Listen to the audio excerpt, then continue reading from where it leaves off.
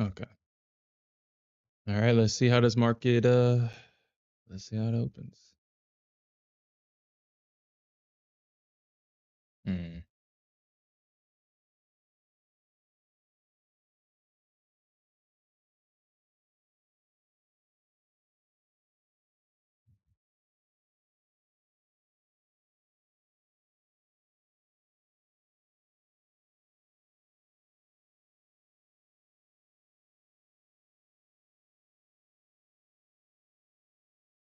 Wow. I just saw that. I just saw that.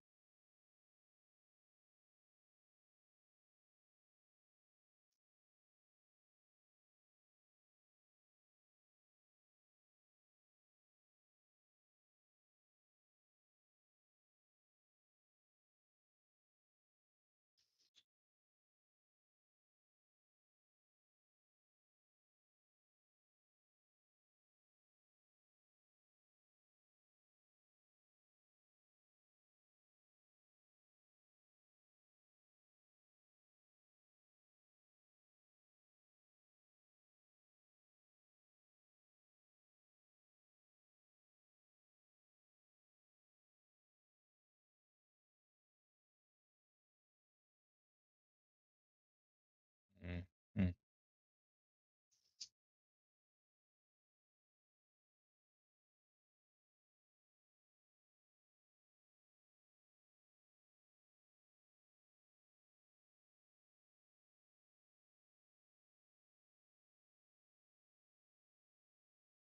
I did talking.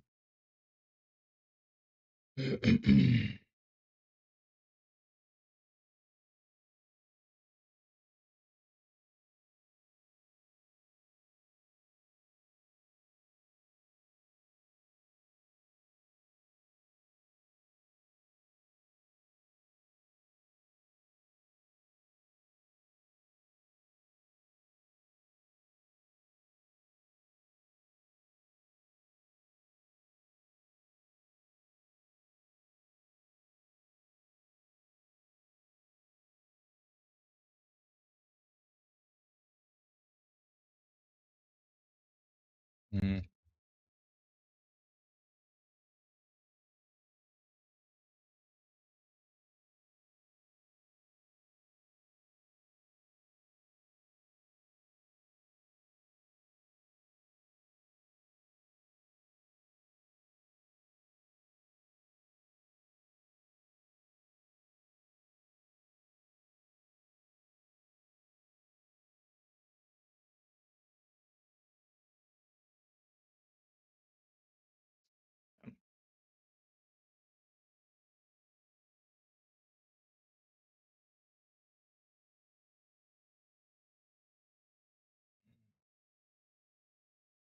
God damn, AQ, like, why the fuck are you like that, man? God.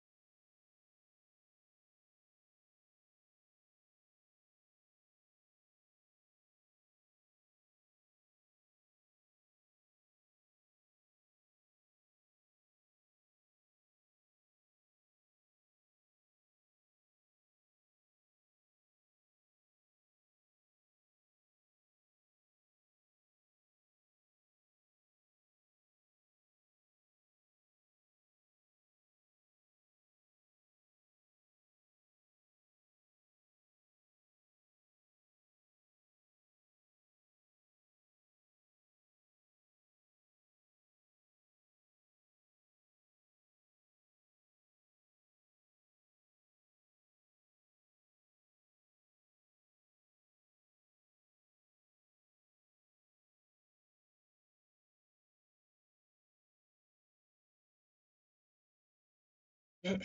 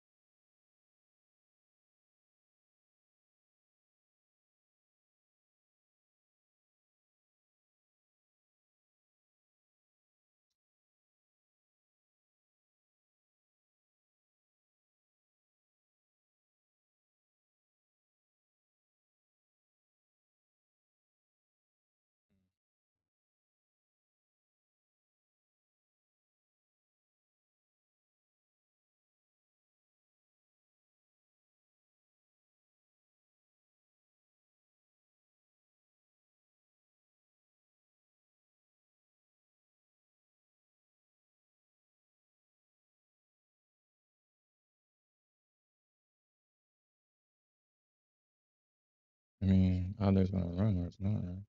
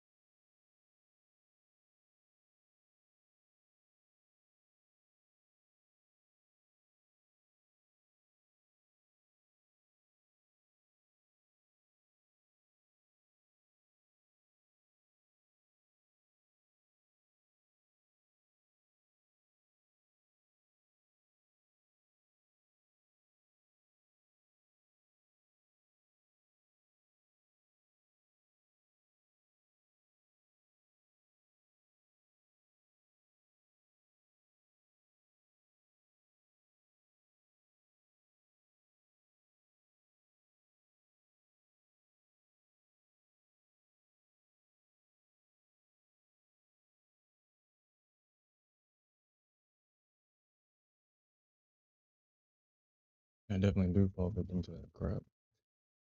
I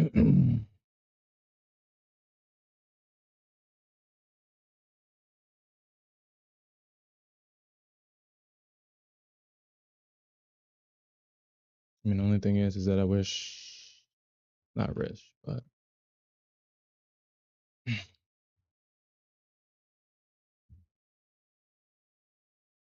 getting caught chasing the NQ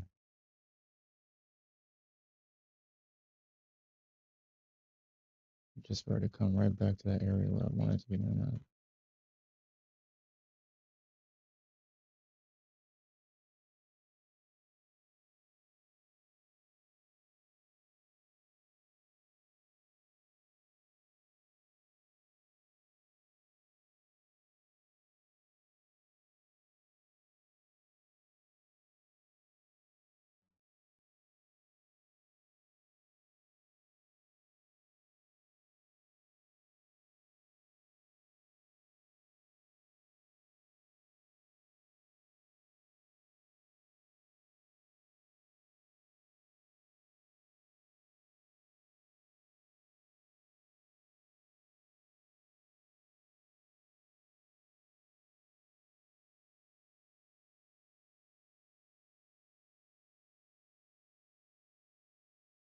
Damn. All right, so this actually might. Mm, We'll see what happens here. This actually might be angled correctly to the point where, I mean, we could see it. I mean, we could. I mean, that looks like a really good angle right there. We had a, not only did the bears use this trend line right here as a rejection point, they broke through this trend line as well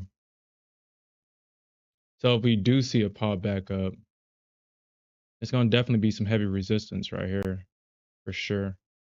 The bulls are definitely gonna have to. I mean, if I'm gonna be successful in this trade, I mean, we're just gonna see a pop above that, and then a hold and something like this. But based on this big liquidity sweep that we just saw, mm, I guess we could. I mean,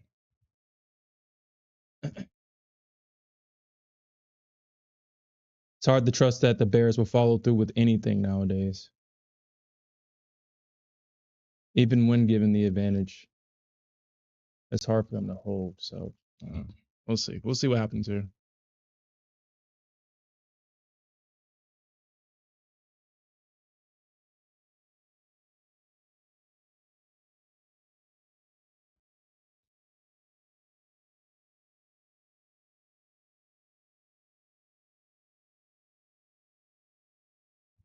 We'll see what happens here.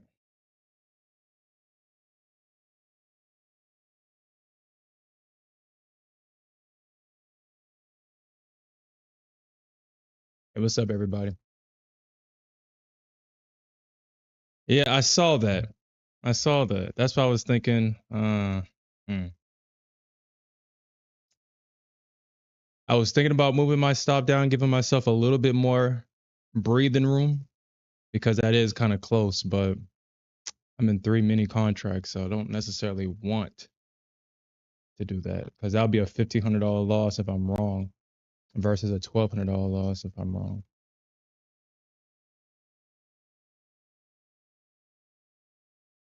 Yeah, I'll just take the loss here if I'm wrong.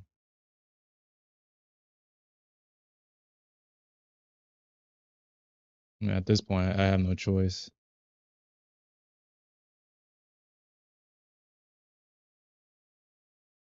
Mm.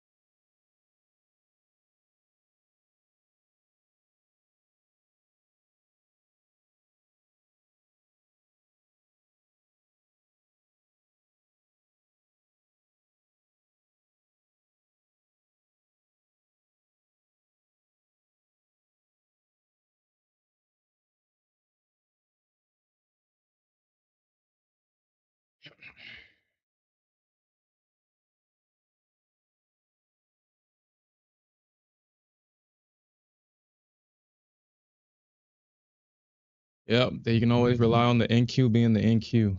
I mean, if she pumps here after literally stopping me out, then, uh,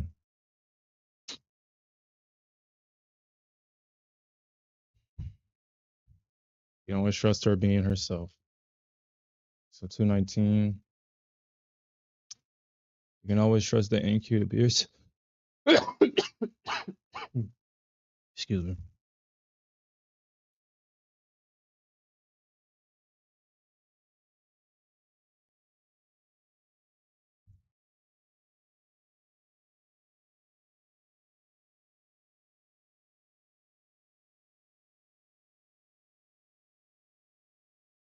Hmm.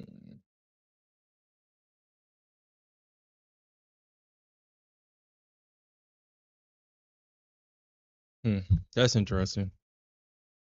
That's interesting.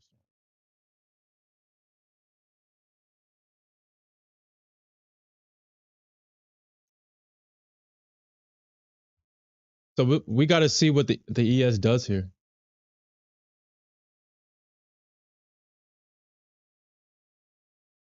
We got a triple top at 147. We got a triple top at 147 on the ES.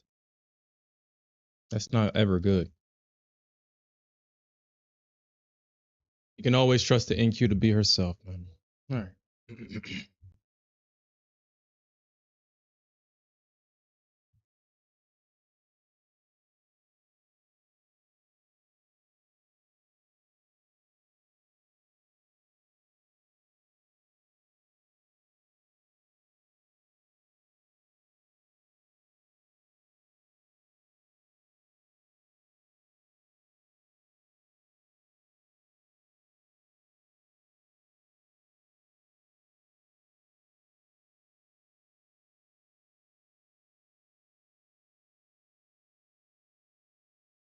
No, that's not that big of a deal.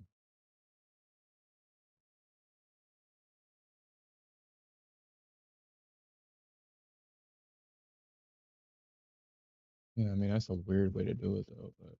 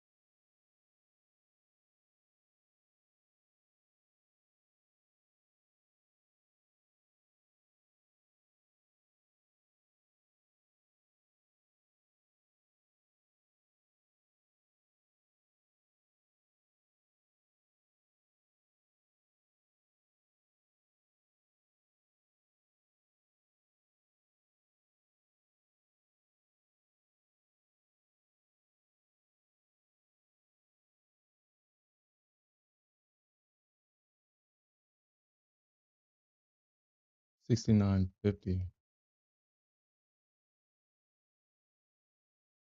69.50,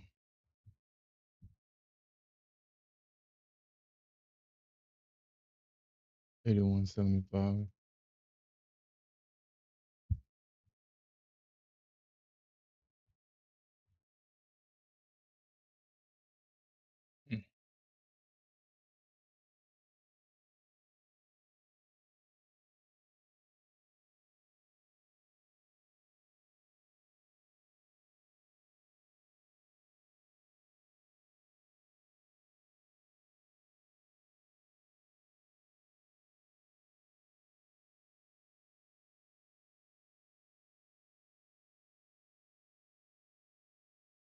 Mm.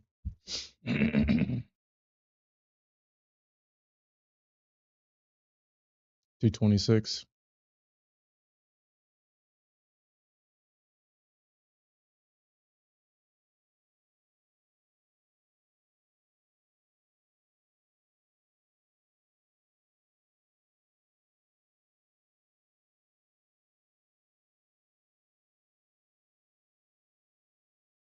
237.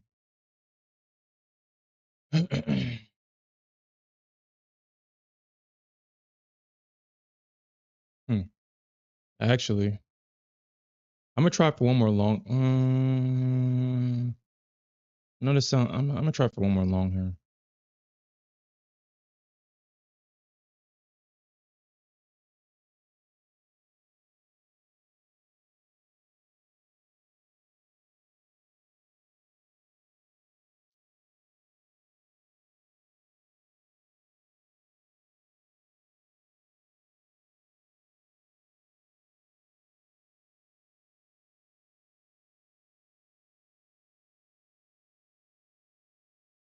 Yeah, I'm going for it.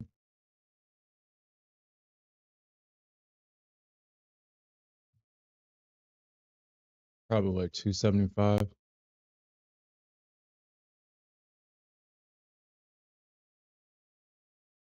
because to me, what I see right now is a two-legged pullback into support. That's what I see. Uh, Again, I may be wrong. I see a two-legged pullback into support.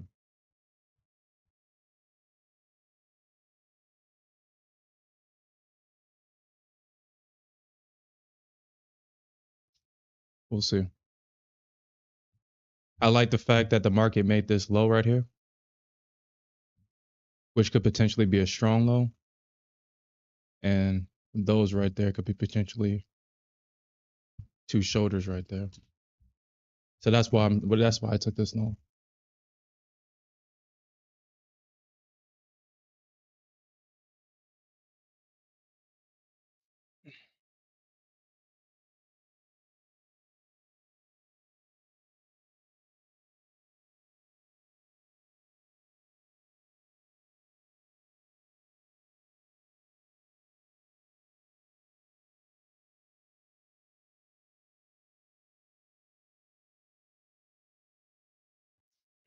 I gotta make like 3K.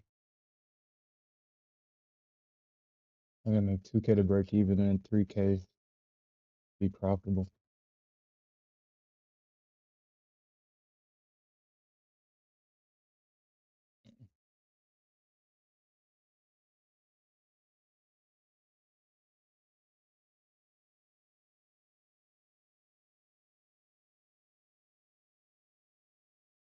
Yeah. All right. So I mean, let's look at the volume because I mean, obviously, I'm pretty sure volume is playing a big part in all this crap, and so we're gonna see some choppiness. The market has an objective today. We know that the market will use stops to generate that liquidity. So we will see a bunch of back and forth as it collects the liquidity it needs to move. Uh, Obviously, we are trading on very low liquidity right now. Right now, the MNQ is the only one that's trading on regular volume, but that's actually very low volume for the NQ. What we want to see is about 200K contracts at the open. That tells us is that we're at least liquid enough to move. This is like Globex liquidity right here at 71,000. Probably London Open or something like that. So there's definitely no liquidity in the market right now.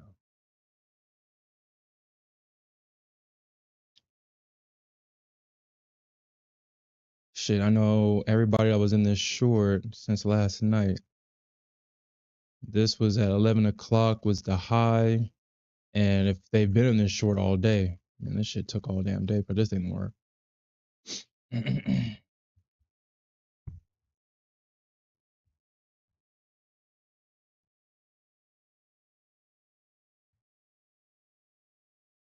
You want to target the 150 area? I mean, yeah, you might be right, game weight.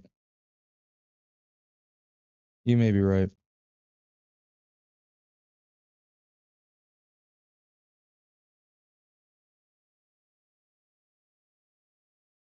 You may be right. But I'm not going to trust shorts.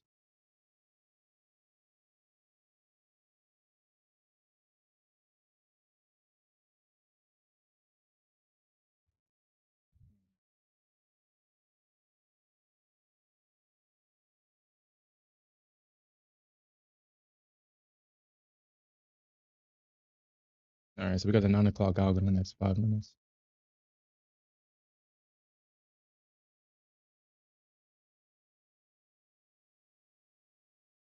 Shorts don't know how to finish. I'm not ever going to trust a short. They don't know how to finish nothing.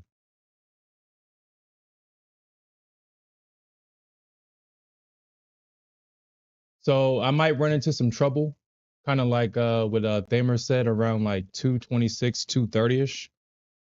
230ish, I might run into some trouble.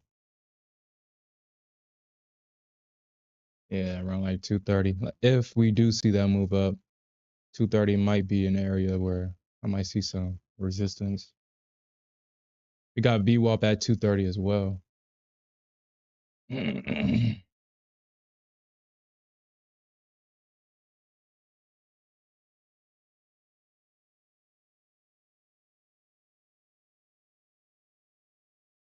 Or the Bears can finish the move today. I mean, shit, that would be a first. That would definitely be a first.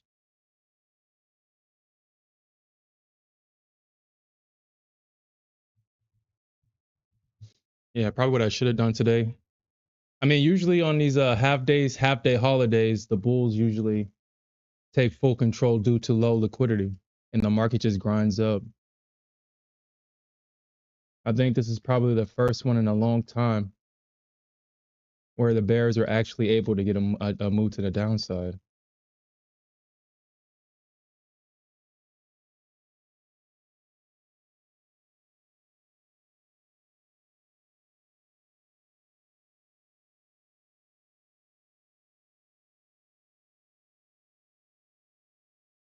Probably 69, 60, 69, 60. Yeah. Yeah, that looks about right. That looks about right. That looks right. About like 60. We could see some. I mean, if the Bulls do come back up here, we could see some them try to come back in at 60.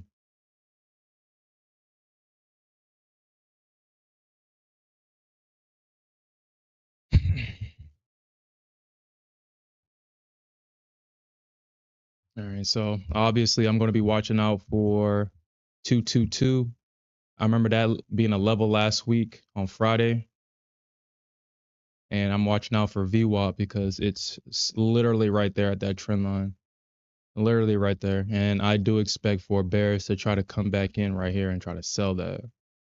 I do expect that, so I'm prepared for that.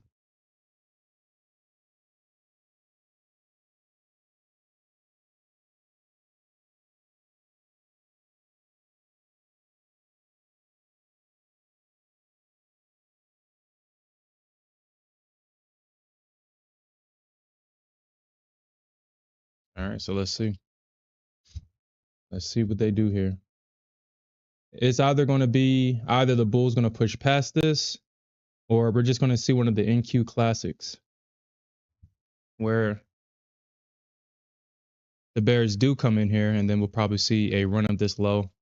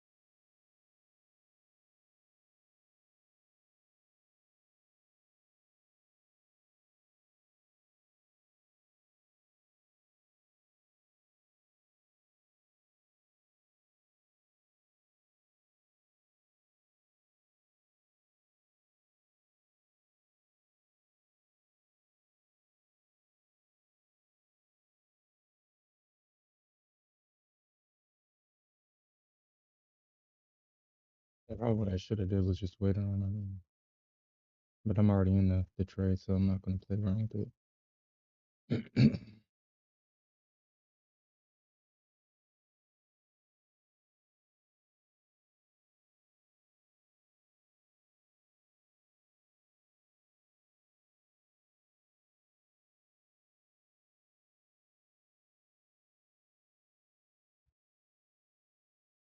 All right, man. All right, so let's look at gold and see what gold's doing.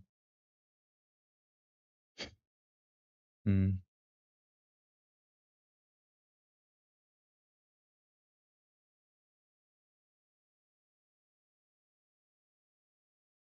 Gold looks really bullish right now. Gold looks really bullish. Like this thing can break out. You got a bullish move. You got a bullish move into a range. So we should expect follow through. Potentially right here at R3, honestly. We could see a move all the way up to R3. I'm sorry, R4.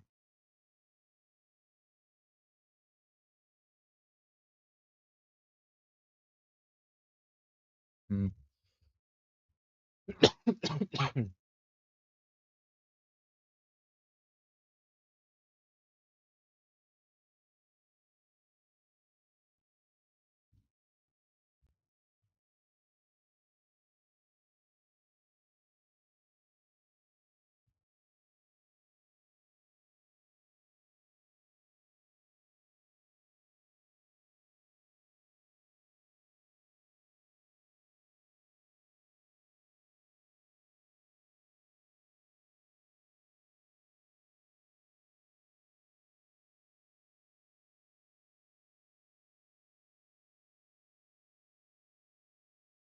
Mm.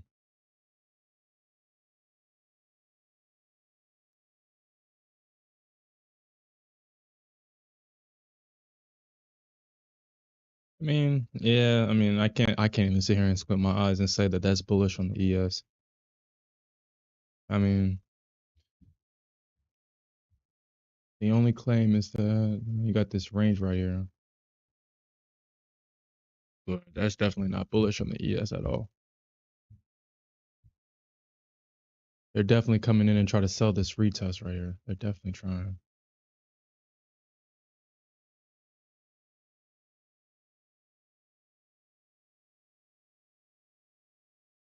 Hmm. Like I said, we'll see what happens. We'll see what happens here.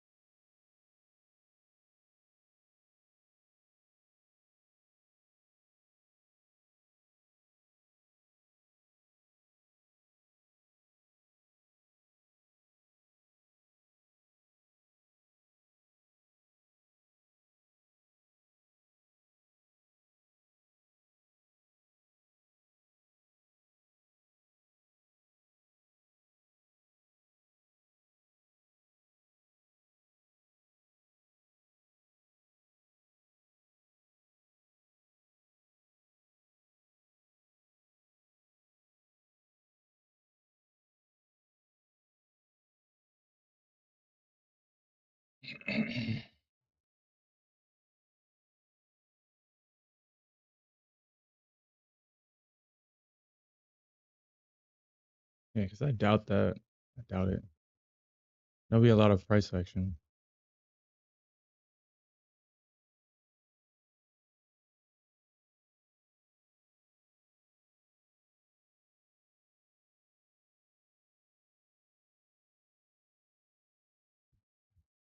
All right. So we at the 9 o'clock algo, and nothing happened. No reaction, no nothing, no liquidity pump or nothing. So, hmm.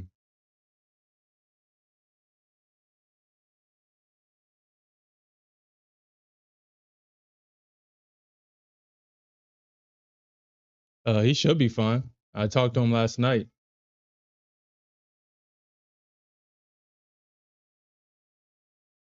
Yeah, my daughter's screaming at the top of her lungs right now, trying to sing a song. Yeah, I talked to him last night. I'm surprised that he's not on. I don't know if he's trading or not.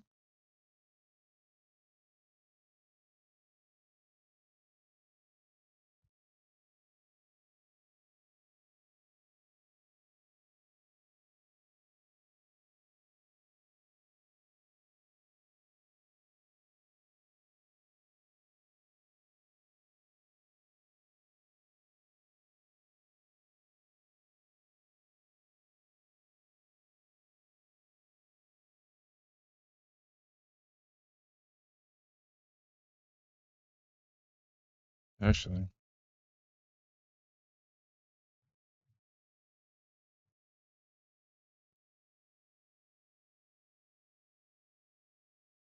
well, let me get my phone. Maybe I can text him, see if you hold on.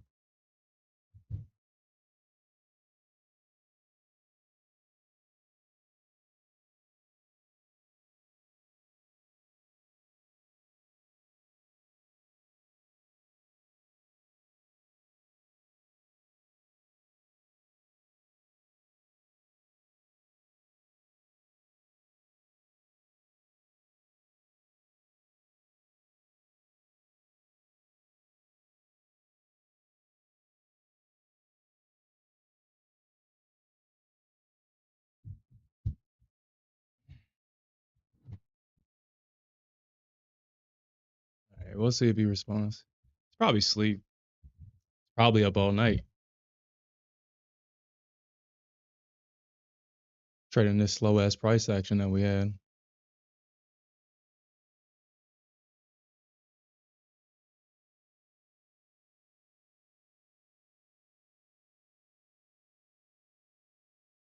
Ah, shit. Man, okay. You know what? So that's probably what I should have done. I had two of my MFF accounts rebuild today, and I should have just probably used that one for today.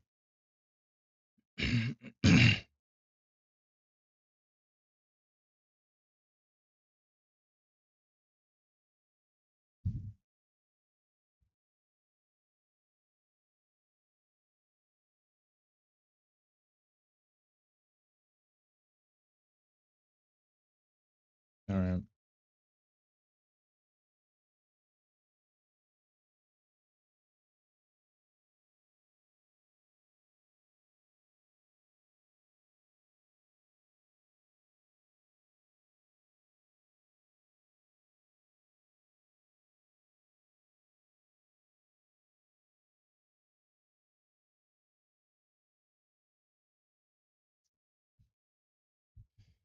All right.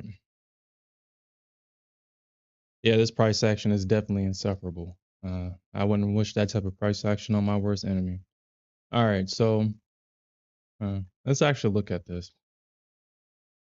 So we had to move down, they pulled back, they shorted it. I mean, this is obviously a break of structure. They came back. So this is definitely a range right here.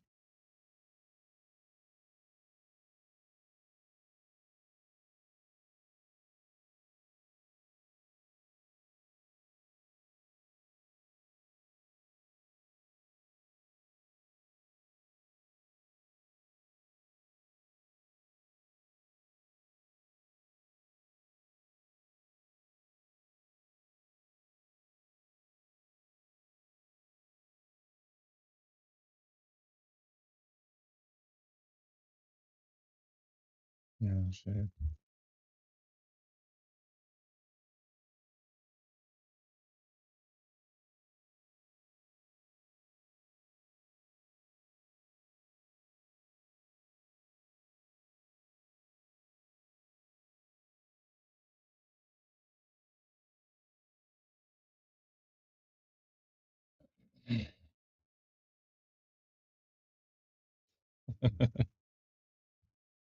The world is 20v1, 1v20 for game weight. I mean, game weight. This might. I mean, we might see a continuation here. Honestly,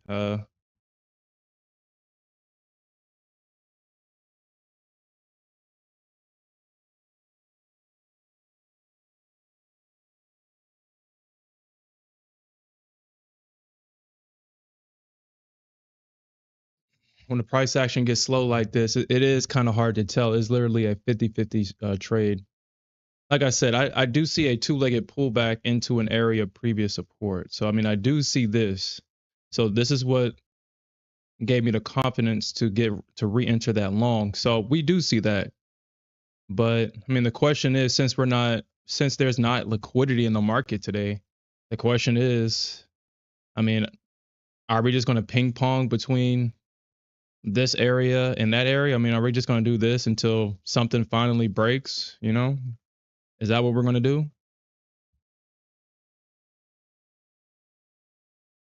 So, uh, I do think that we are going to be making our way back up. I mean, the question is, will we break that trend line? Will price close above that trend line, and will we make the move higher? Or will the bears come in, as crazy as the sound, and finish a rotation? So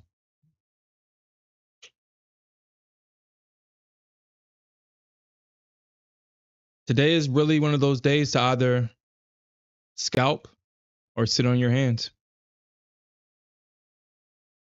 Today is definitely one of those days. Now, we could see the market begin to move after 10 o'clock.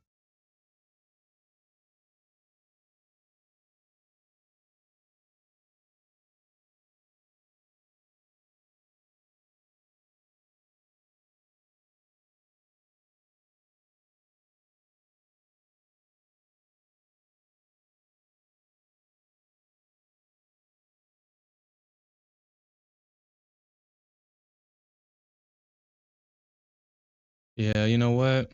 Yeah, that could actually be.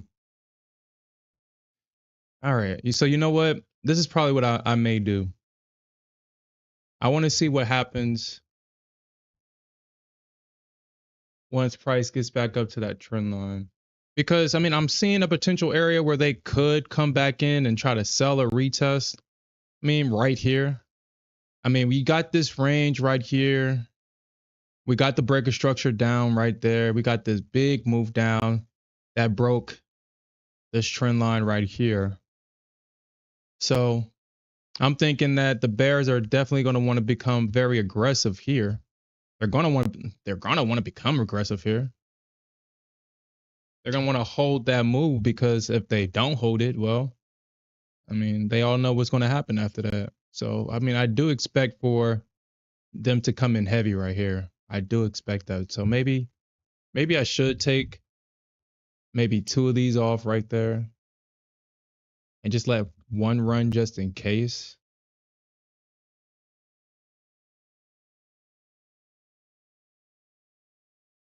But we'll see. We'll see. We'll see what happens.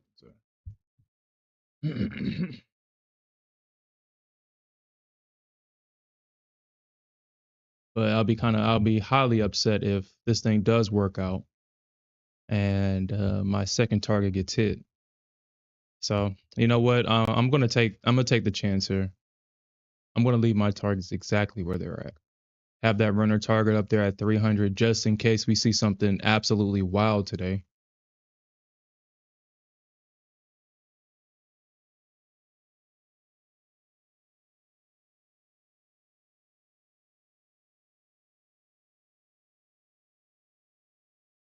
And I'm kind of glad I didn't get into this short overnight, looking for that breakdown below that level at 245, because those that shorted at 245 last night, they definitely got trapped and stopped out of their position because I'm pretty sure once everybody saw that 245 break, they was probably targeting like 190, probably at least the bottom of this trend line right here. And you can see just how nasty the Nasdaq is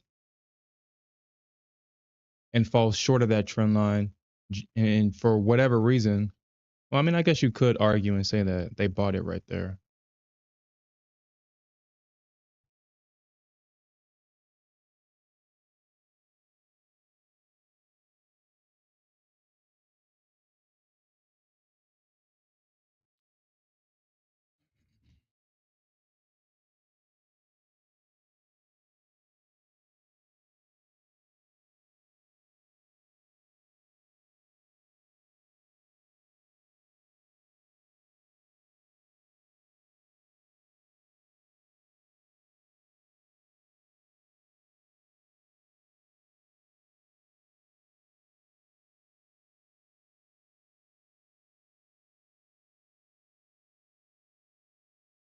23v1.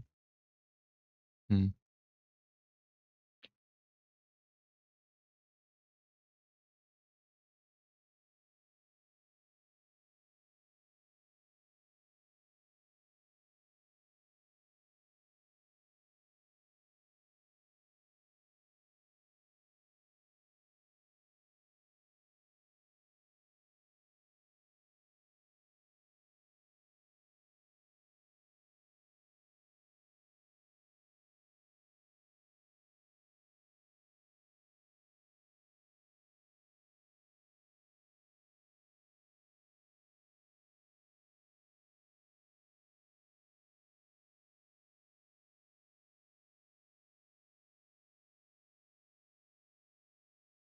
Oh yeah, I probably have to close it before I go to the gym today because there's not no auto close today. Forgot about that. There's no auto close. I'm gonna have to close it before the gym. Oh yeah, guys. Remember today is a half day. Obviously, I don't think you need me to tell you that, but make sure that you're closing out all positions before market close because there's no auto close today, and it's a silly reason to lose your account. It'd be a silly reason to lose your account.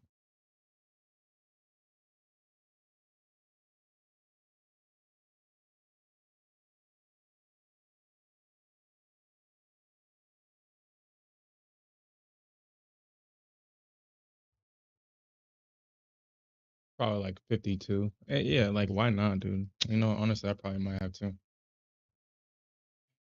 Mhm. I would say 52 R3 or something like that. Where's that at? Stop is at like 62. Mm.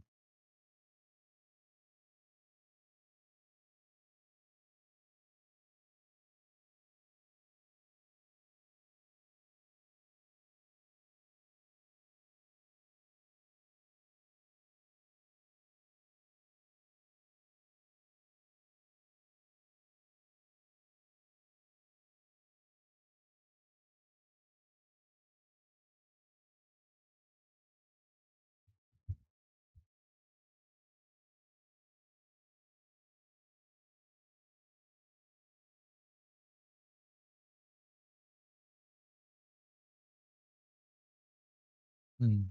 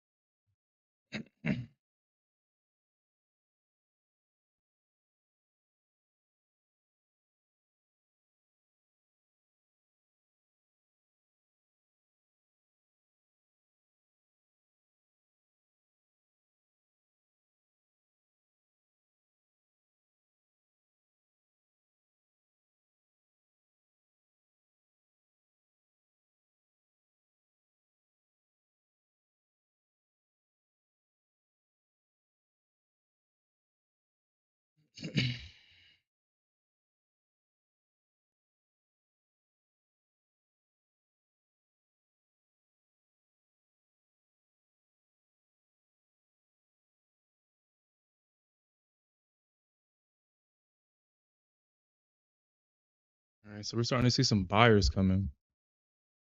Hmm.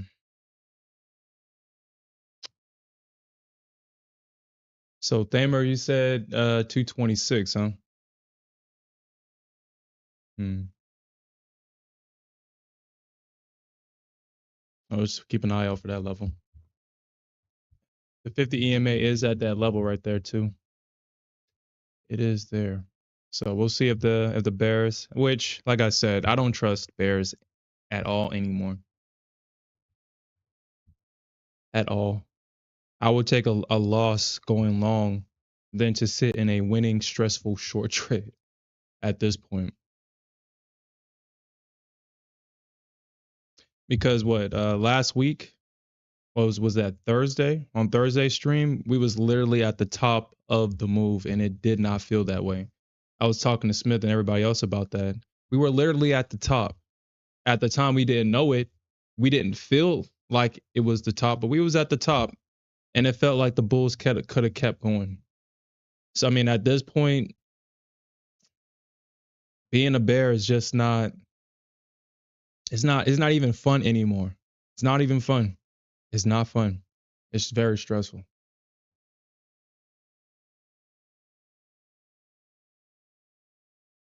A losing long trade is less stressful than a winning short trade.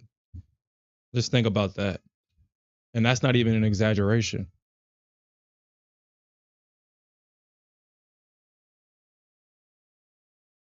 Yeah, Smith must have been up all night because he hasn't responded. He must have been up all night trying to catch this short. Hmm. Said it just stop. Yeah, I mean, Gameway, I think we should see.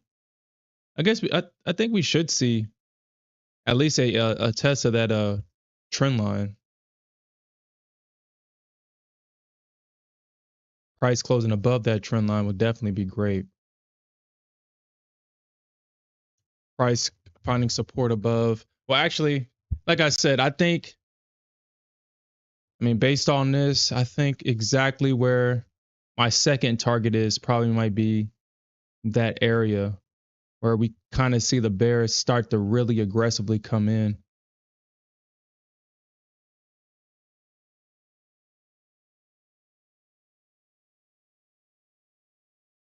Let's see what they do here at VWAP. Let's see.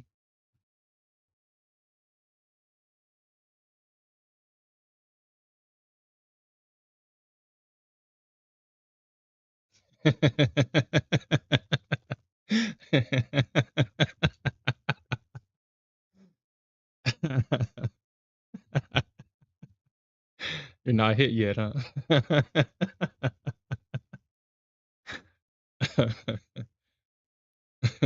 That's funny.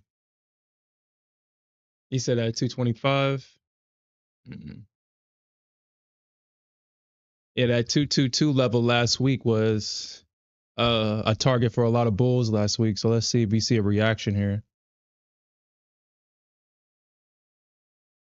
Yeah, I mean they came to 222, ran it a couple of points, and then we got that small little rejection last week.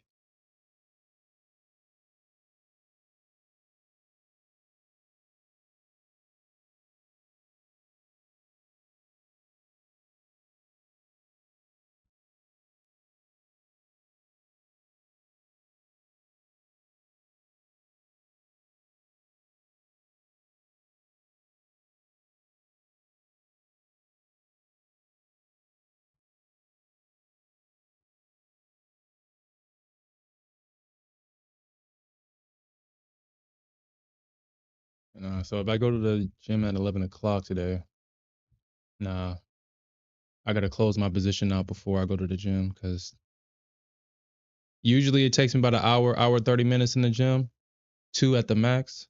But I'm pretty sure if I leave my damn position open, so I mean everybody's gonna be off today. Well, if you have a federal job, you'll be off today. And the gym will probably be more packed than usual. So yeah, I'll just close this shit out before.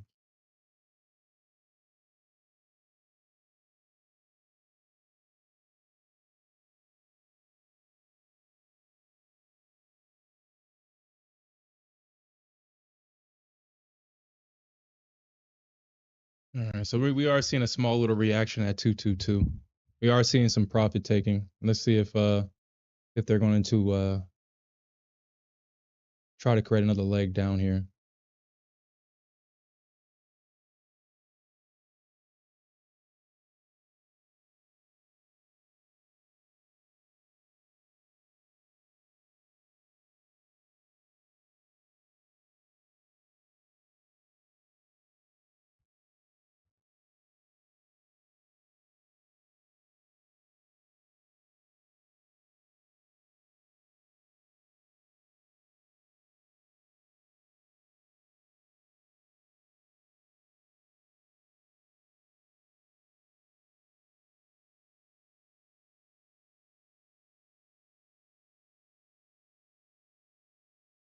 Okay, that kind of actually.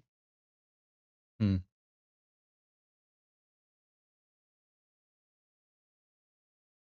Where's this box coming from? So 190, huh? 195. Hmm. I should have paid attention to that. I should have paid attention. 195.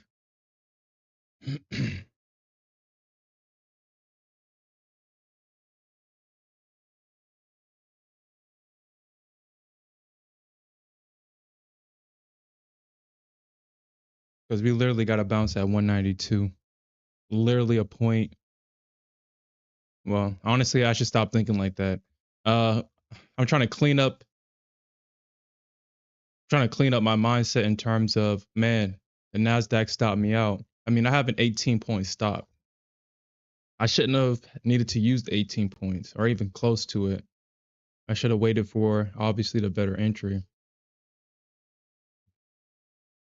But obviously, you don't really know that at the time that you take the trade. But I should have made the assumption that 195 at least would have been an area of interest because it was that previous high.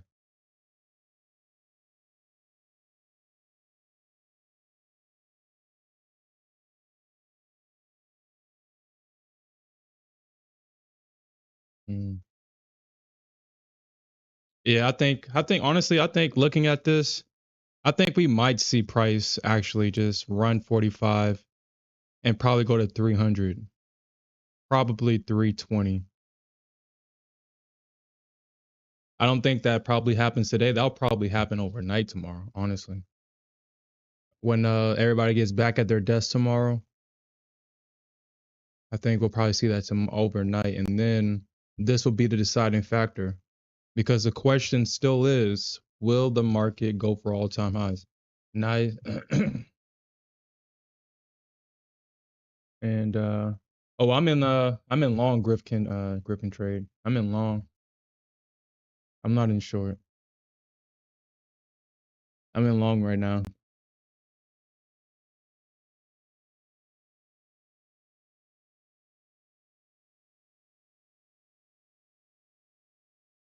I mean, we could. It's not, I'm not saying that we not, but I mean, we putting a lot of faith in bears, and we know that they suck. So I mean, we all know that this is just a bulls market where the bulls buy and where they sell at. We know that at this point. But I don't know, man. It's I just I would like to not be faked out, but we all know that the bullshit is coming. We know the bullshit is coming. So it's like we might as well just prepare for it. We know it's coming. Because if we get above this level, then all-time highs is literally right there. The Nasdaq can literally eat 100 points like it's nothing. That's 100 points. If we get above this level, that's like 100 points right there. So the question is, will the Nasdaq do it? If not, then we'll see a move back down.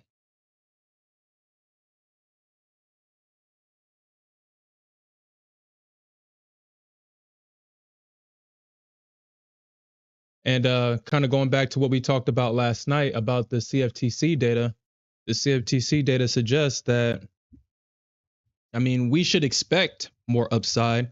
But honestly, when I see, oh crap, when I see that we're 56% long, but then we're 44% short, that kind of tells me that we probably will see a bullish move, but it's going to probably be tamed. We're probably trading a range this week, honestly. You got 14,000. The institutions are 14,000 net long. Obviously, they've been reducing their long positions as price goes up. So, I mean, that's another clue. Are I mean, the contracts aren't here that would suggest that we take out all-time highs, or if we do take out all-time highs, we may not see a continuation. The contracts does not suggest that that's what we see this week. Now, if I saw that as we were going up uh, on the last week of this January, 31,000, 45,000, 50,000 contracts net long, then I'll be more confident. It was like, yeah, we're going to the moon, but that's not what we're seeing here. You can see that they were 62% long, 58% long, 56% long. They're at 37% short, 41 and 43. So they're increasing their shorts and decreasing their longs. So that doesn't give me confidence. It doesn't give me confidence at all.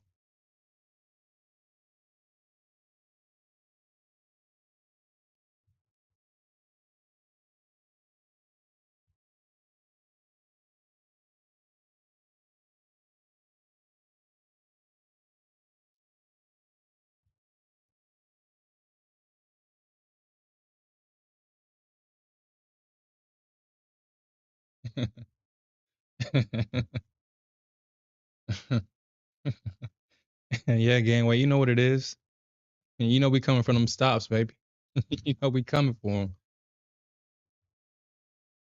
them. But I mean, 2030. Let's see what they do here. This is definitely a an area right here. Obviously, we're gonna have some people take their profits at VWAP, especially if they're in at the bottom. Especially if they're in at the bottom right here. That's a great move right there. A really great move. So we could see some profit taking right here. or we can see the bears try to come in at this trend line. So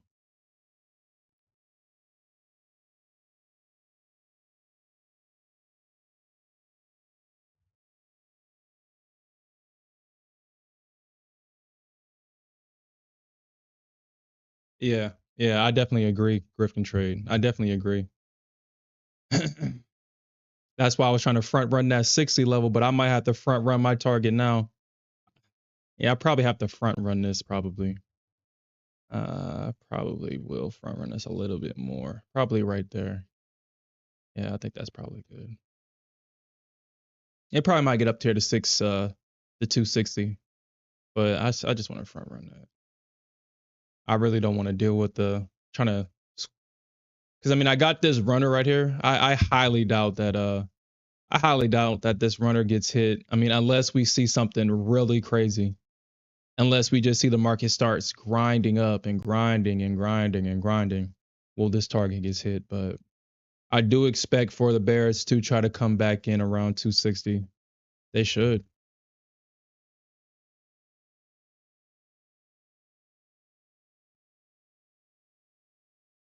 Yeah, yeah, probably tomorrow for sure. Probably in the overnight. We'll probably see the overnight pump tomorrow. I am looking. I mean, if we see 320 before today's close, then that would tell me that I should probably be more bearish than bullish tomorrow because we're running out of room to the upside unless they want to take out all-time highs.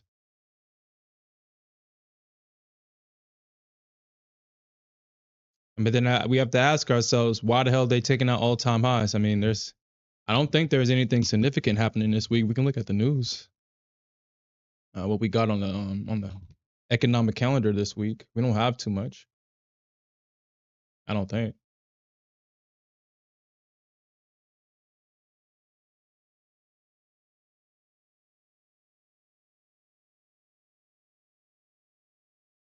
Yeah, I probably might just actually just do it. Are you saying we're breaking away from a range on the weekly? Let's actually look at that. All right, so looks like we got PCE this upcoming Friday. Isn't that nice? PCE this upcoming Friday. Mm. We got GDP on Thursday. So usually what we see on GDP, we should expect to see on PCE. PCE is a part of GDP. Um,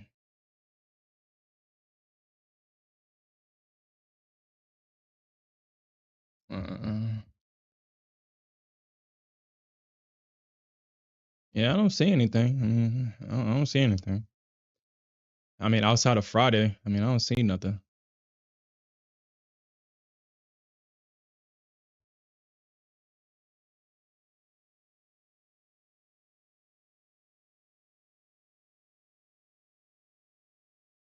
All right, so Econ Day usually has a lot more.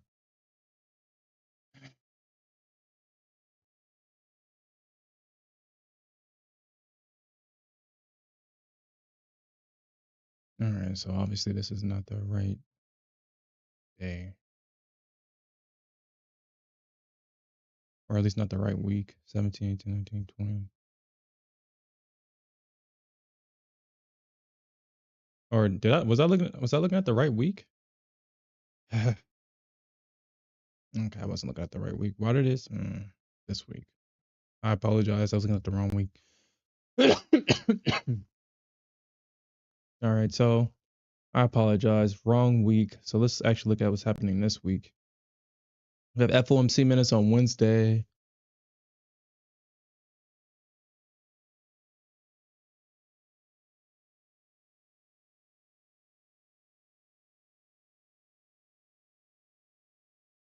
We have a lot of Fed speakers, but that's obviously after hours on Thursday.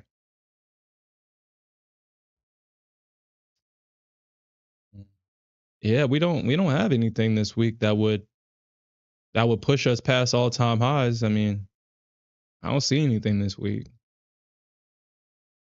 I mean, the only kind of red star news event we got is this FOMC minutes. and the S&P Global PMI on Friday. And we don't have anything.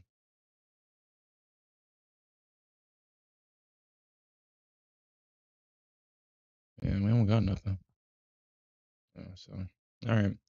So, this is why we trust the charts and not our hearts, people. This is why we trust the charts and not our hearts.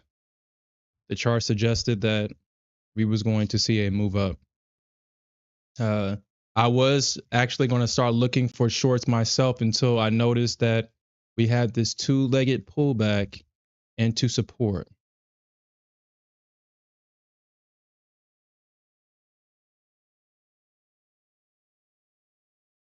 And that's why I took this long, even though at the moment it was super bearish.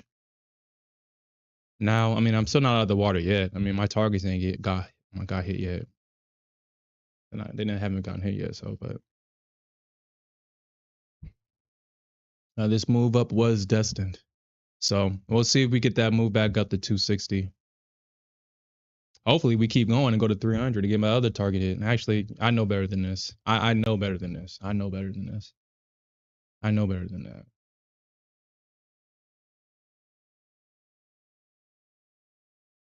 I mean, if we are lucky to get price to move up, actually, I mean, if we do get it, we'll see. Let's see.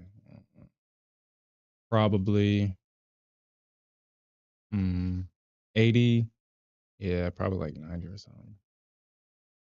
I'm not gonna play around with it. I'm not playing around with it. I know better than that. We all know that it doesn't touch that 300 level the first time. We know that. Or at least we should know this at this point. If you trade the Nasdaq every day.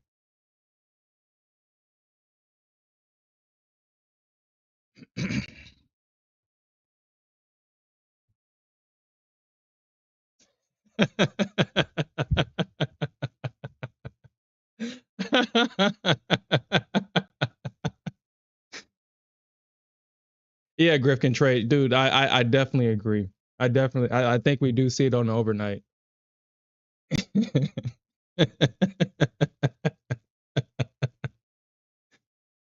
So I should stay out of the Think with Bookmap chat and stop telling people that they're wrong. No, I'm playing.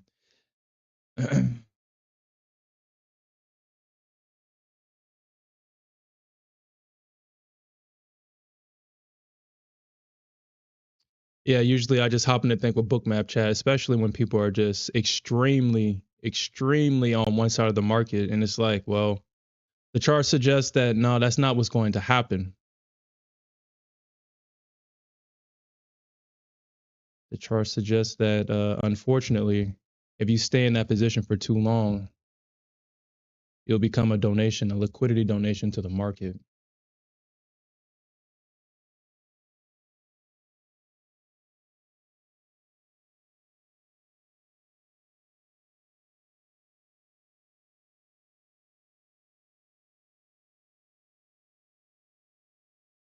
Yeah, I'm thinking that, I mean, I'm really taking a gamble here.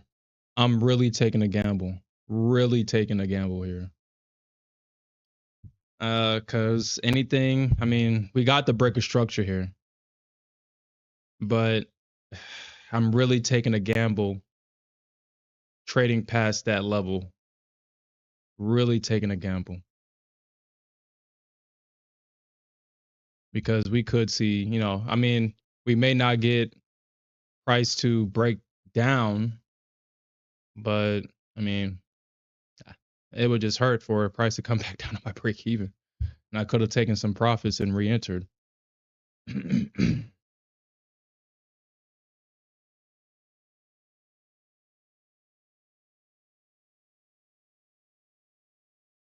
but I'm gonna do it anyway. Shit, 36. R2 is looking strong too. Looks like they're taking profits at R2 as well.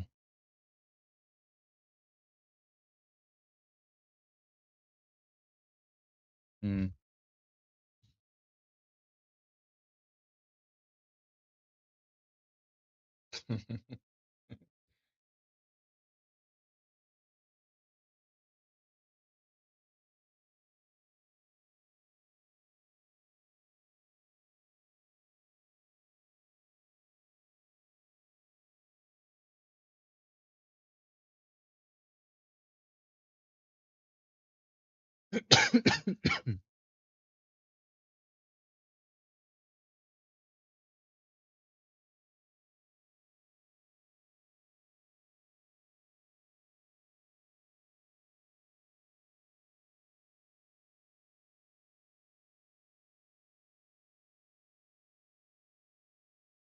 You know, for those that wasn't with me last night, we talked about.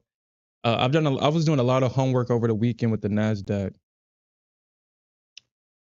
doing a lot of homework, and as I'm looking at the thing with Bookmap Chat and kind of looking at the psychology, uh, the emotions in that chat, the Nasdaq is definitely being fueled off of the emotional decisions of traders because this is what I've seen over the weekend. I've shared this last night, but I'm gonna share it again.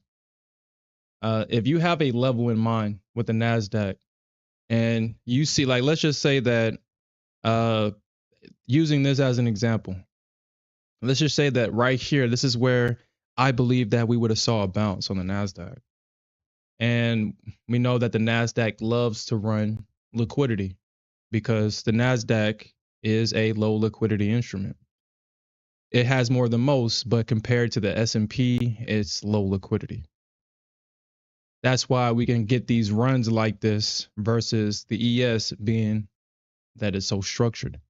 Um, what I've noticed is that if you get stopped out the first time and it's a fake out, re-entering at your level usually will bring you back to even, and you're more likely to be profitable in the trade.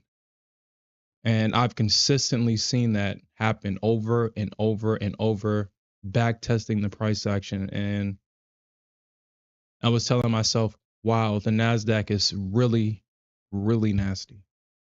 She really is nasty. She takes advantage of your emotions. She switches back and forth, gets you to try to goat you in because she'll run that level, get you emotionally caught up, and then get you to chase her. And once you get to chasing her, that's when everything goes south from there. Just for her to go right back to your level, find support, and then run to all your profit target areas. And so, what I'm going to start trying to practice moving forward is just watching out for that behavior.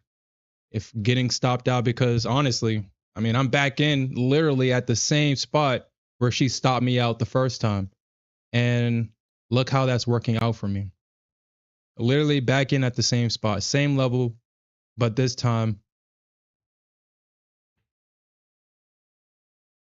I'm getting my money back. Honestly, I think I've already gotten my money back. I would have broken even if I'd taken profits at 36.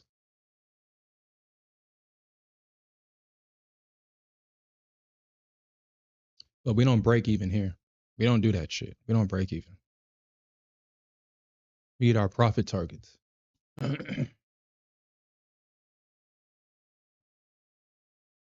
Yeah.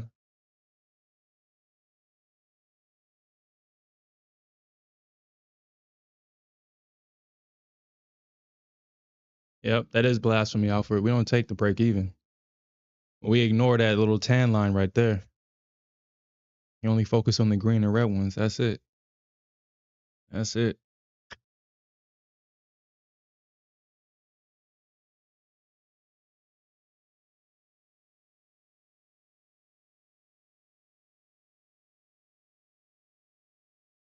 You got to get that money back. And like I said, I mean, I've been watching a lot of other streamers too to kind of get different perspectives on how, other people make money in the market. And I was sharing last night, I was like, dude, some people be trading without not like literally nothing on their chart. Their charts are literally naked. No highs, no lows, no pivot points. They're just looking at the chart and taking trades and trading off of the momentum, which I mean, it works for them. But I was like, damn, how do you like, dude, how do you know where you are on the chart? I have no idea where the hell I'm at looking at your chart, but it works for them.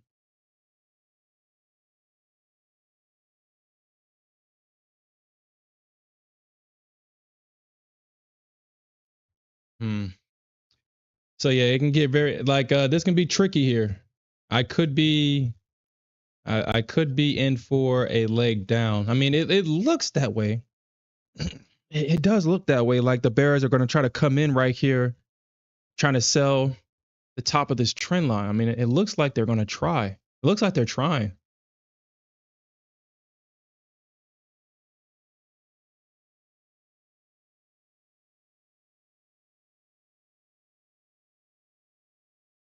And I mean, right there,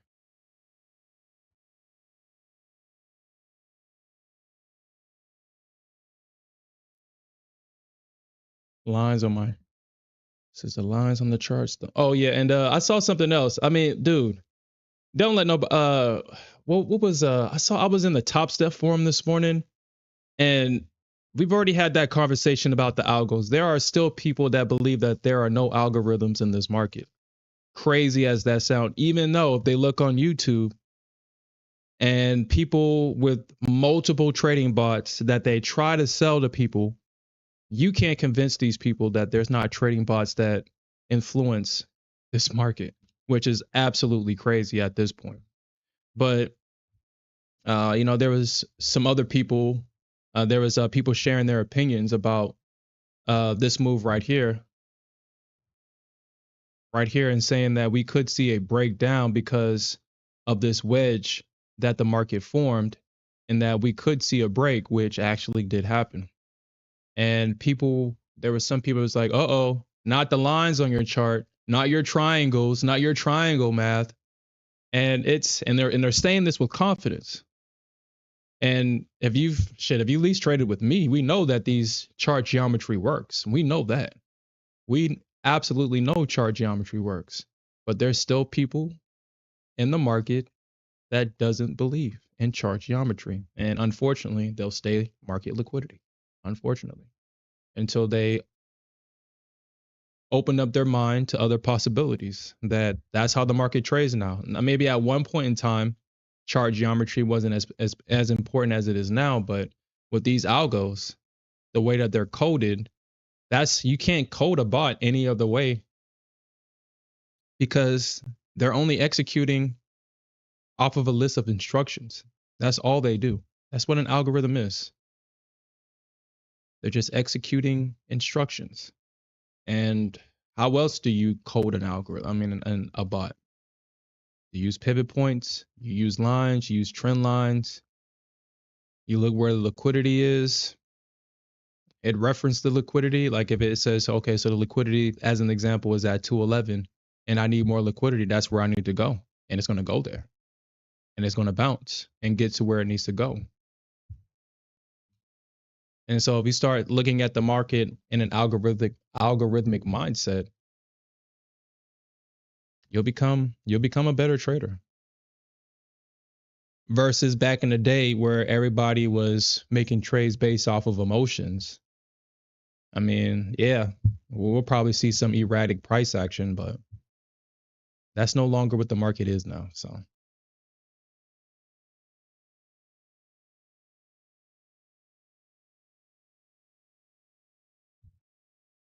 I would hope so, because at this point, you should know that by now.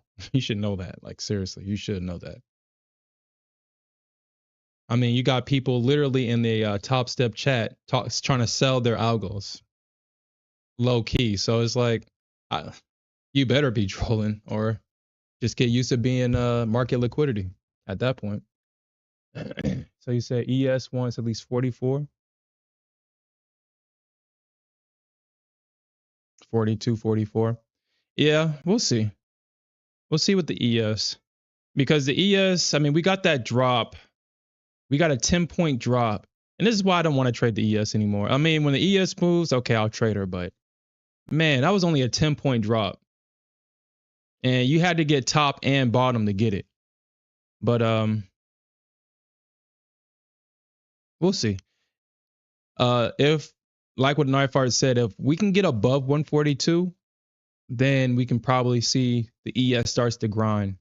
If we see the bears come back in at 142 and they break this low, then 133 is definitely, or 131 is definitely in the question. Probably 132. 132 to 133. I mean, if they take out this low at 128, then we're going lower.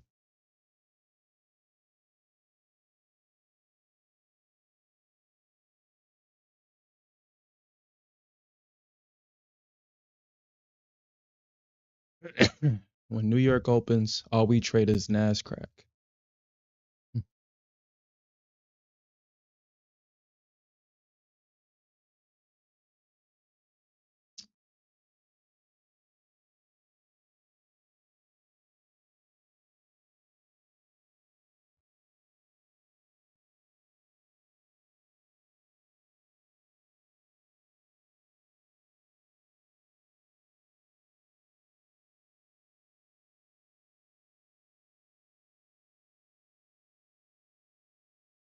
Nah, we'll see.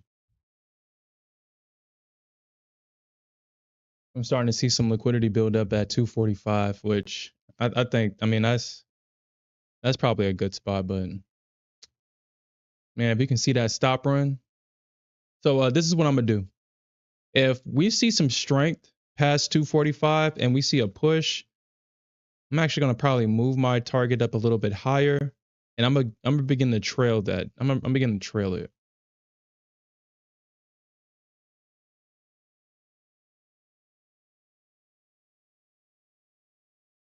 Yeah, so that's how I'm gonna play that. I'm going to trail this one and try to squeeze as much profits out of this one as possible.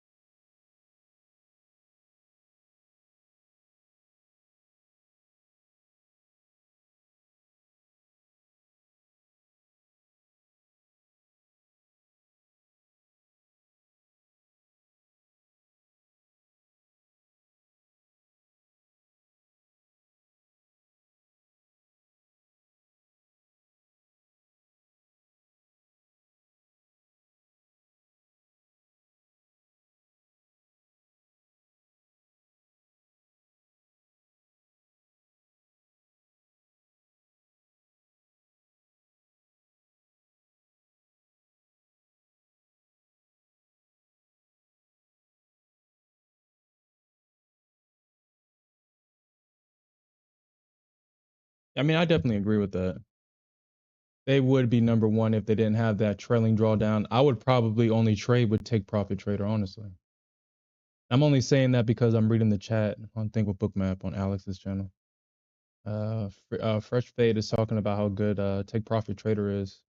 Which, I mean, if they didn't have that trailing drawdown on the funded side, I would agree that they would be in the top. I would agree with that. But then if they didn't have that trailing drawdown on the funded side, then they probably wouldn't have same day payouts. They probably would get rid of that. So I think it's a good trade off if that's what's important to you, being paid out the first day.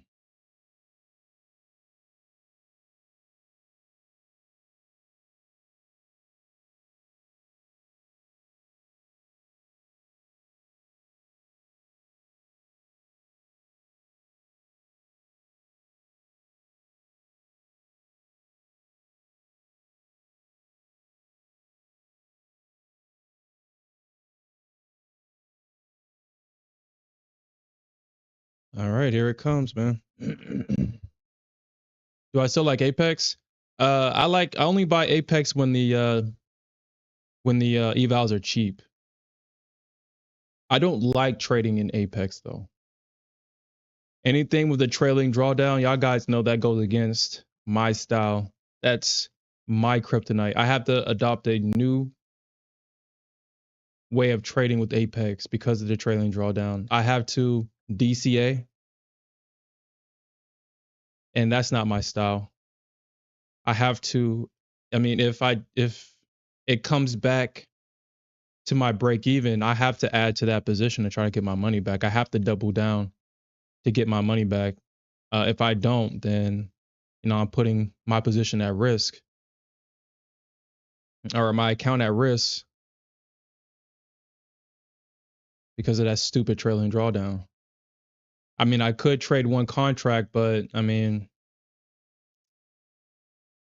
just the thought of price missing my target and then coming all the way back down to my break even, that would piss me off.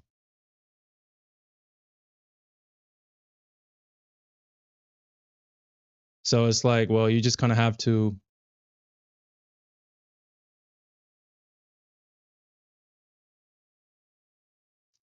be mindful about your entries, and pretty soon it gets to gambling. Like I find myself more gambling on a position and hoping that it hits on Apex than actually just focusing on the process.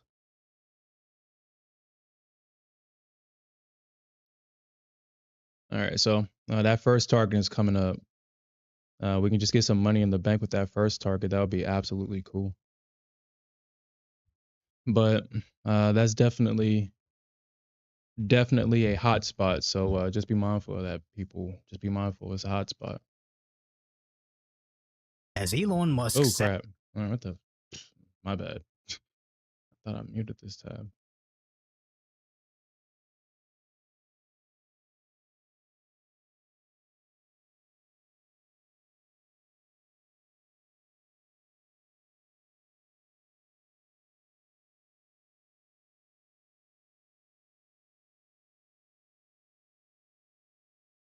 All right, let's see. Let's see what they do here.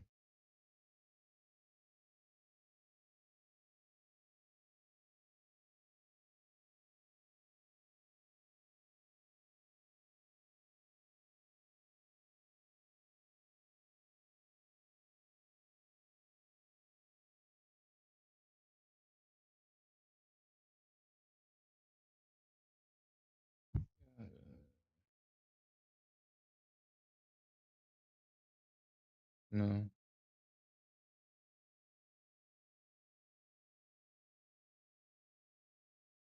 Hmm. All right. I mean, here comes a moment of truth for the Bears right here. Here comes that moment of truth, that trend line test. Usually, what we see is we see that break, we see them come back up, and they're going to try to pile into this. They're going to try to. And I mean, it's highly likely we probably will see a move down. Bulls taking their profits here. Look like they're already trying to do it right now. But if we can get price to close right above that support trend line, then I'll feel confident with that second target for sure. I'll feel more confident because even if they do reject, I mean, the Bulls are going to probably come back in right here. And then that's probably when we'll see that move up right there. I mean, honestly, shit, man. I mean, I'm probably cheating myself on this damn target right here, man. Probably cheating myself. No, no, no, no, no. I'll keep it at the high, man. I'll keep it at the high. I'm pretty sure I'm still cheating myself, but I'll keep it at the high. Uh, we'll see. We'll see what happens. We'll see. We'll see. We'll see what happens.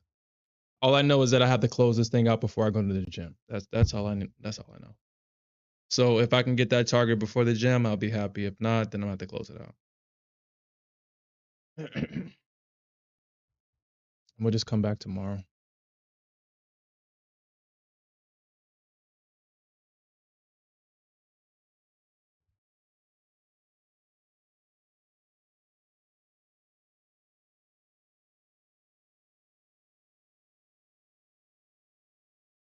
You see, and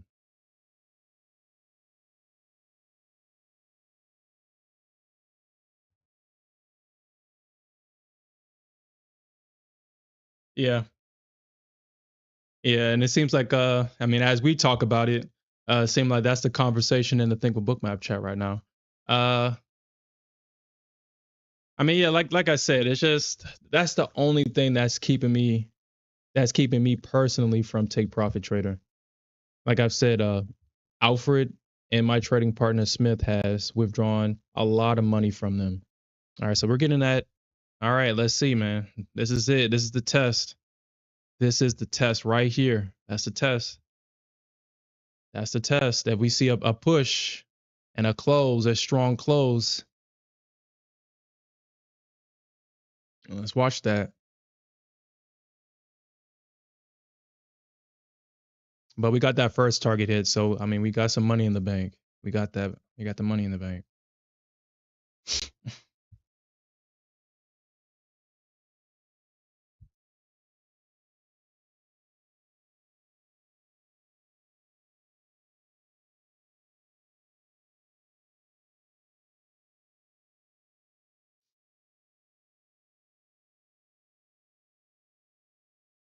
All right. I mean, I could just close it here because I basically got all my money back. I'm $300 away from break even, but you know we don't take that shit. You know that's blasphemous if we take break even. Blasphemous. We don't take break even.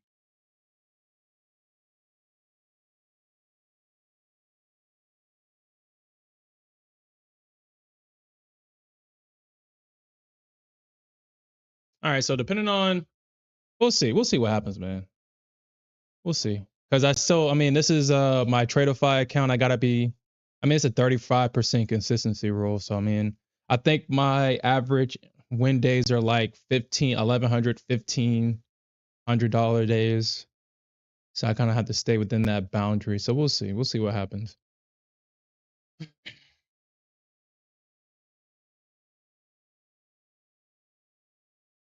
Yeah, that would actually, yeah, I would definitely welcome that Griffin trade.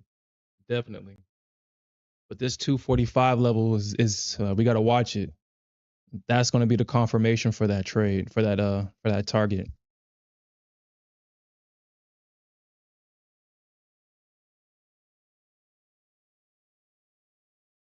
Come on, Bulls, keep on pushing.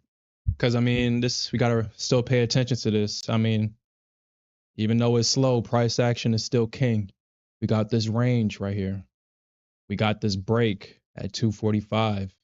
The bears are going to try to come in and try to sell that. They're going to try. We don't know if they're going to be successful. I mean, honestly, we want them to try because we're going to need them stops for that stop run higher, but we don't need them to be successful.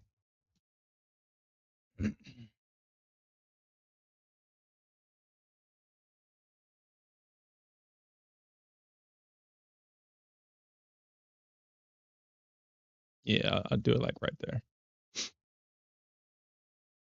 We do not need them to be successful. We just need them to try so we can run them stops.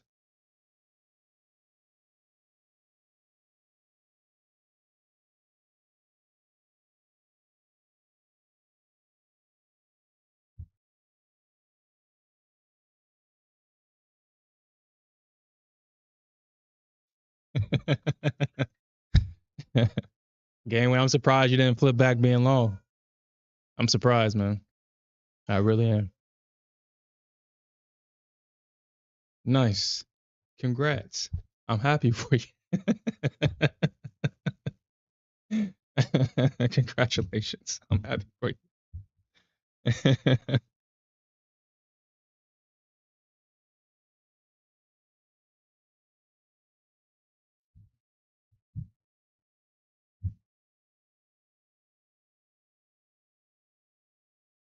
All right, here they come. Here are the Bears right here, guys. Here are the Bears or the Bulls. The Bears trying to come in here. There they are, right at that level that we talked about. Mm. We'll see. We'll see.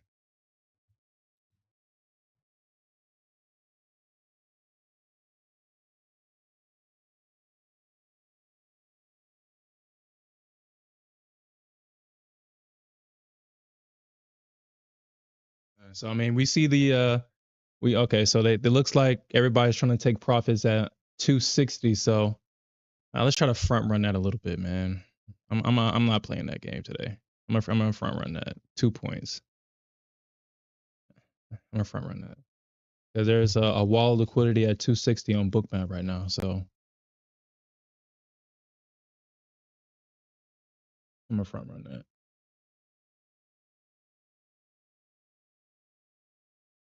But once I see these EMAs, actually, let me look at my other chart because if the EMAs already crossed, all right, 228.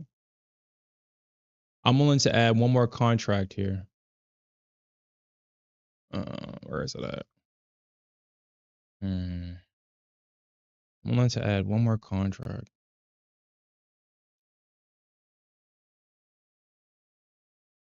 Let me edit this. Make this probably 36.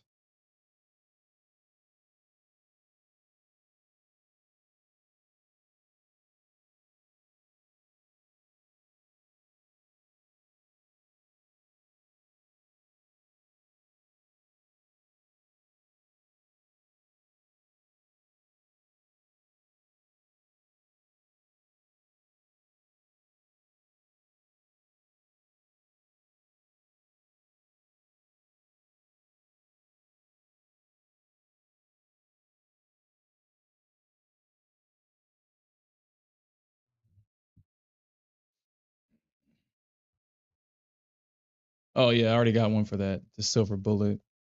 It's like I already had one for this already. Yeah, the silver bullet.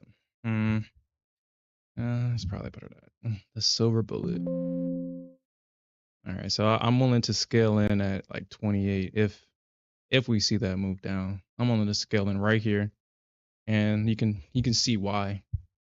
Resistance turn into support, turn back into or support turn into resistance, turn back into support. So again,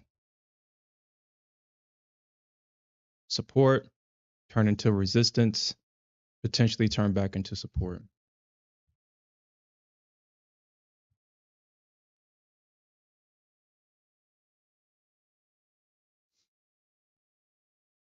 But if I get that second target hit, then I'm taking that limit off. I'm not playing that. That's only if we see a pullback here.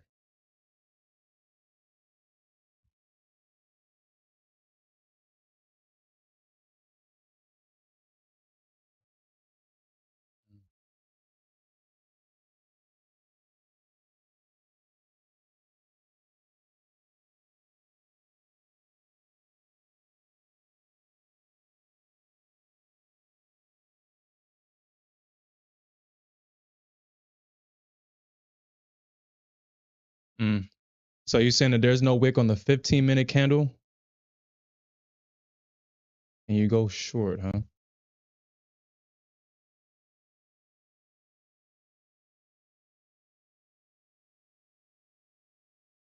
And vice versa.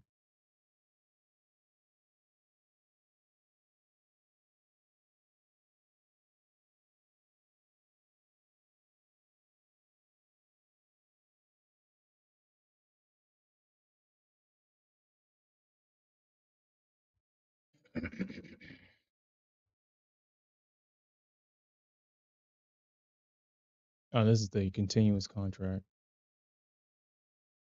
It's like, what the hell? Thank you. Dude, you know we only got a couple more weeks on this March contract. Isn't that crazy? It feels like we just switched to this one. Huh. Oh yeah. Oh hell. Oh, hold up. Hold up. Hold up. Hold up. Hold up. Hold up. Hold up. Wait a minute. Hold up. Wait a minute.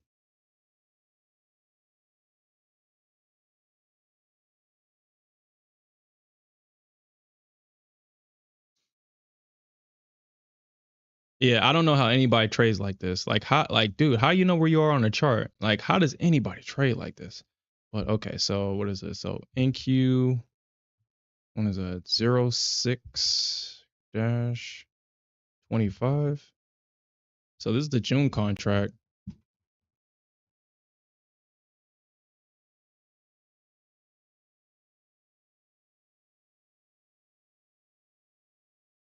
All right, so the June contract, huh? So the June contract don't look too different right now. I mean, what's up with that?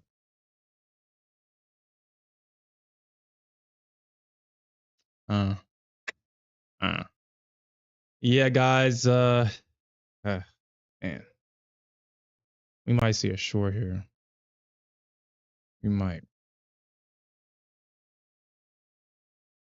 Hmm. Come on, Bulls. Just push past this.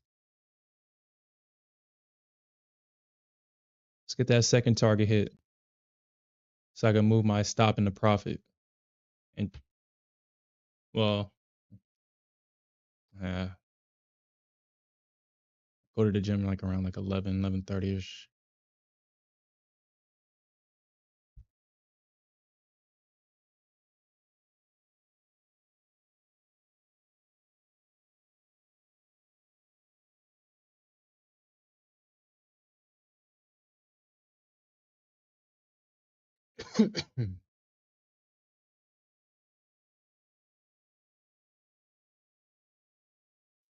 We literally got 28 more days until rollover on these contracts. 28 more days. So about a month.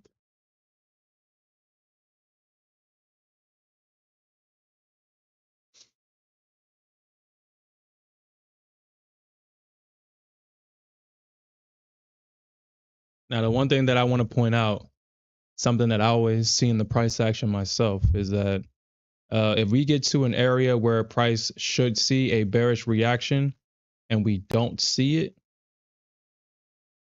that's always a red flag to me. That's always a red flag. Always. When price gets up into supply, we shit. I mean, yeah, right here. Price get up into supply. This is what we should see. You saw how they came clean at this trend line right here. And as soon as they got it, we saw that drop. We're not seeing that right now. That's concerning in terms of like if I was shorting that, that would be a concern for me.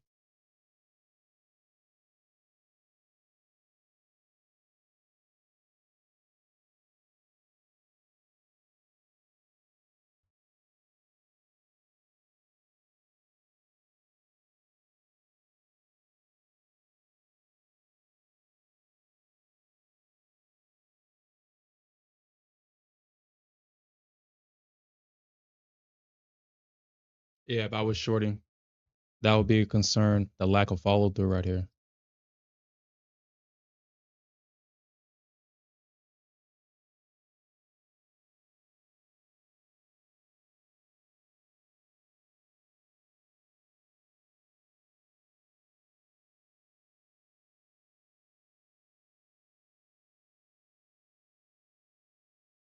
And when you speak of the devil shows himself, huh? But we're not out of the water yet.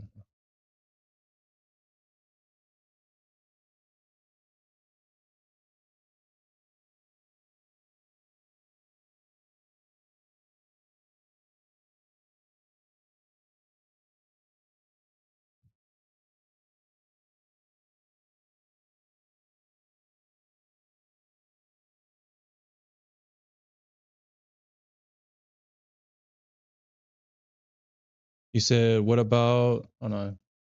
He says, what about the area down at 175?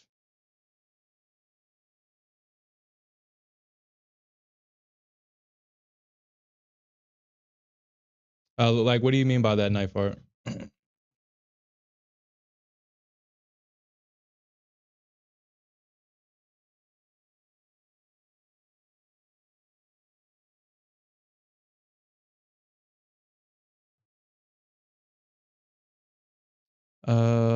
If you're talking about this little area right here,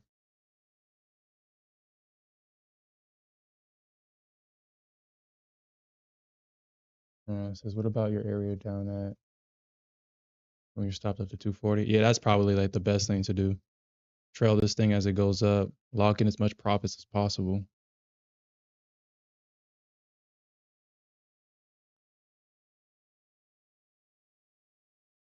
All right, so I mean, it hasn't closed yet, but Yeah, it hasn't closed yet. We need to see a close, like a strong close. But so this is ideally what I want to see. First, we need to see a close above this trend line, and I want to see a close inside this range and a follow up candle like right here. I mean, obviously, that follow up candle should hit my target, but uh, that's what I want to see right there.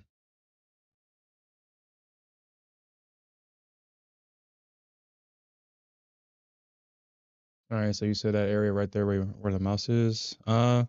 So this right here would have been an area that I probably would have went long at if the market continued to go down. I would have went long in this area right here. Uh, because this area right here was acting as resistance, and then they broke out, and then they found support above it. So that tells me that any retest in this area is highly likely good for longs.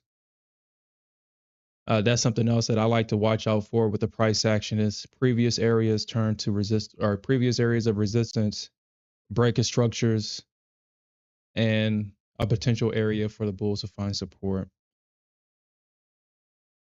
So this will be an area that I probably would have went long if price traded into this area.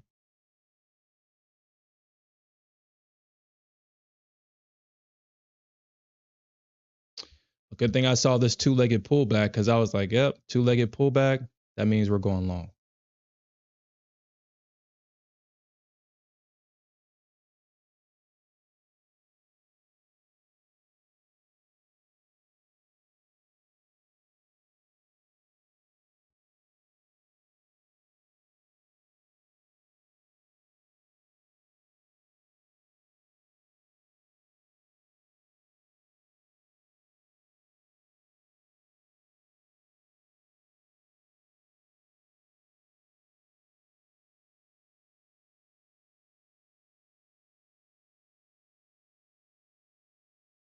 You better stop. 'Cause that's exactly what that thing is.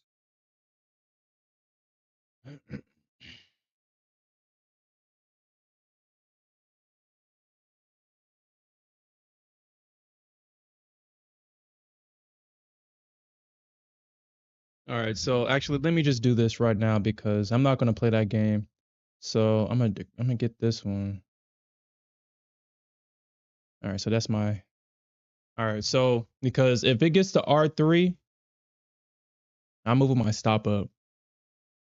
I'm not going to. I'm not gonna play this game.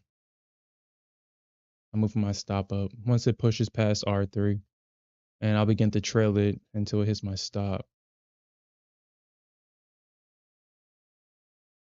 I will feel kind of like an ass if I mean, I worked. I mean, it's not like I worked hard, but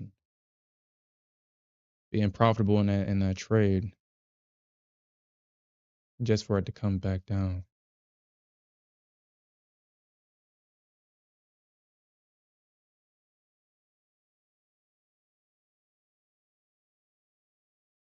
Mm, yeah.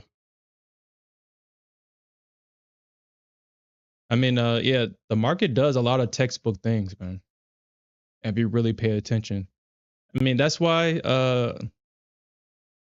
I'm just so glad that I've taken the time to understand the market myself and not allow a lot of people's opinions to influence a lot of my trading styles because I was always told about the 1 minute chart, these lower time frame charts. A lot of people was like, "Oh, you're trading on a lower time frame chart. You should be trading on the higher time frame chart." Blah blah blah blah blah. And all the information is on these lower time frame charts. All the professionals that I know, I mean, shit, Mohammed himself came in here and said the 1 minute chart is the chart you should be trading on.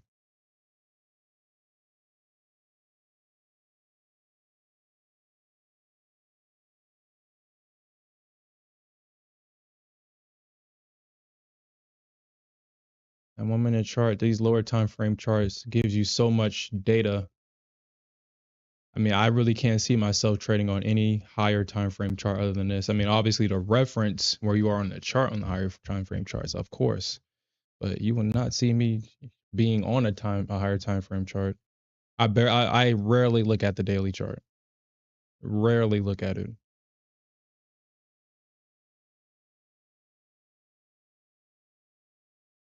I rarely look at the hourly chart, which honestly I should be referencing the hourly chart for direction, but I mean these minute charts, I mean shit, if you just follow the trend and really just pay attention to the structure, I mean shit, you really don't need the higher time frame chart in my opinion.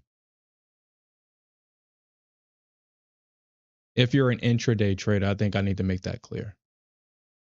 If you're trading intraday. All right, so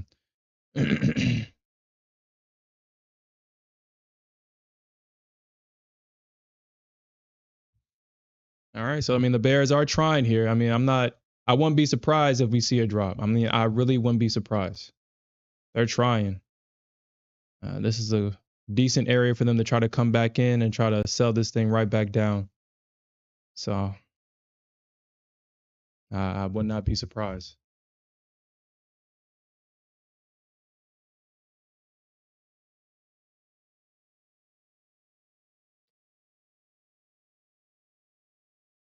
You know, that's blasphemous, game weight. That's blasphemy. We don't do that. I would do that on the ES for sure, but not the Nasdaq. Not the Nasdaq. I mean, I've explained that, but I'll explain it again. The Nasdaq is just so nasty. It's just easier for me to keep my stops exactly where they at. I mean, of course, I'll be upset if the Nasdaq comes and stops me out. Obviously, I'll be upset, but that usually does not happen. Then what the Nasdaq likes to do is for people that like the trail, you know, candles back. She likes to come back and stop them out and then continue to go up higher. We know this. I mean, shit, you traded the Nasdaq long enough. You know that's exactly what this nasty, her with that nasty behavior. You know that's exactly what she does. So it gets to the point to where, you know what? I mean, shit. I'll just keep my stops back. I'll trail it if it gets close to my target because I mean, I'm not going to be that foolish. Well, actually, I will. I ain't gonna lie. Either hits my targets or hits my stop. But I'm working on that. I mean, if it gets close to the target, then I'm gonna start to trail it because I don't necessarily need.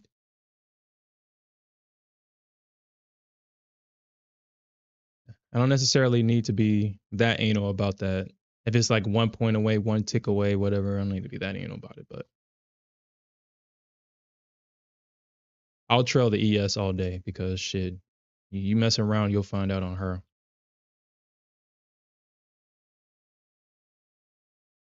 Oh shit, you begin to trail your stop, and what if this thing shoots up another 50 points after you get stopped out? What's highly likely the next thing you're gonna do after you see that? You're gonna chase her. Oh man, I could have been in there and I got stopped out. You begin chasing.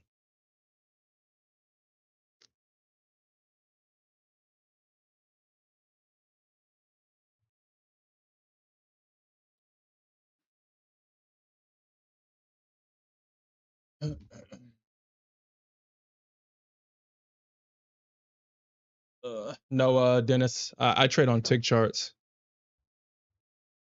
I trade tick charts. Tick charts are they're equivalent to like minute charts.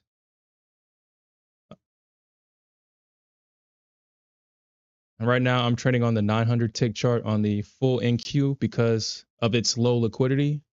But on the MNQ, I trade an 1800 tick chart.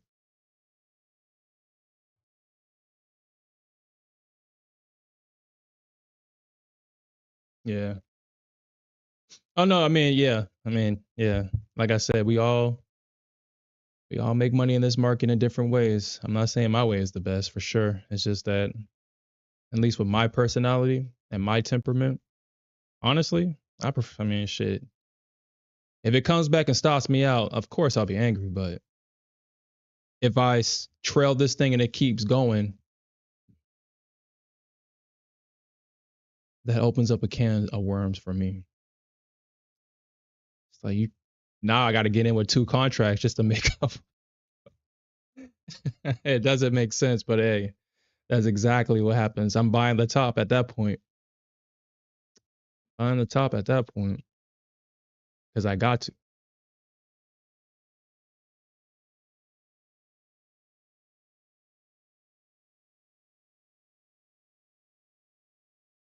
But kind of going back to, so I think tick charts, because of how it forms its candles based on volume and transactions. I mean, every candle represents 900 transactions. So I like being able to see what's happening in the candles versus time, because I mean, a time chart is based on time. So if 5 minutes pass, I mean, it's going to make a 5 minute candle versus every candle represents commitment in the market with tick charts. And that's what I like. I like to see commitment. I like people dedicating their hearts to a position.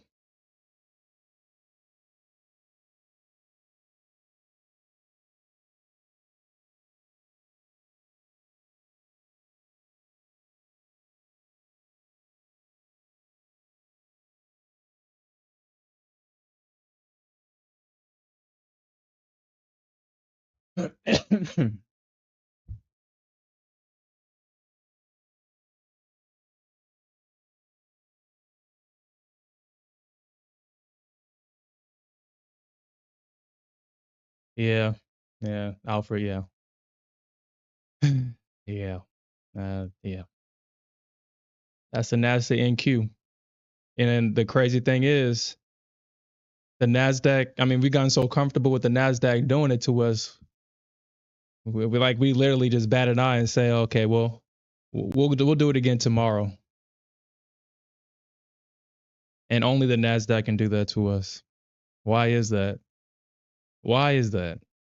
I know everybody has a horror story with the Nasdaq, and yet we come back in and we trade the Nasdaq. We make up names for her.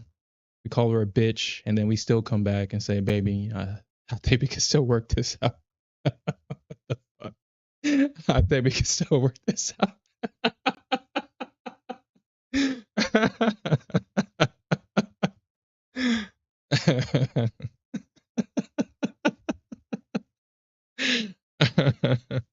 Oh man, that's so hilarious.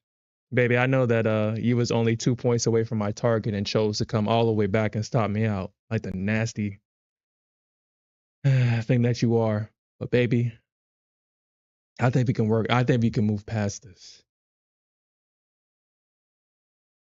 I still haven't traded CL. I just can't forgive her for that stupid shit. She tried to pull a Nasdaq move. Nah, bitch, you off my list. I can't put a trade on CL. I try. I was like, nah, I don't, shit, nah. You ain't like that. You ain't the NQ. You are not like that.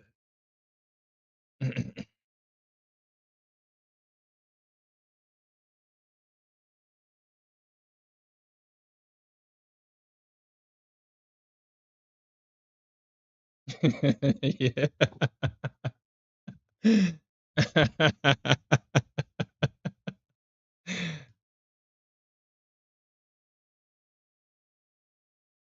Yeah, it's like, baby, please.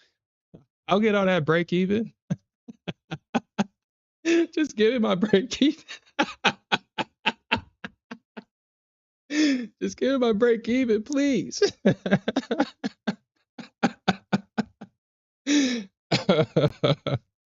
Yo, Dennis, yeah, that's exactly, man. Look, shit, we all got our horror stories with the freaking Nasdaq, and yet we still come back and trade her, man.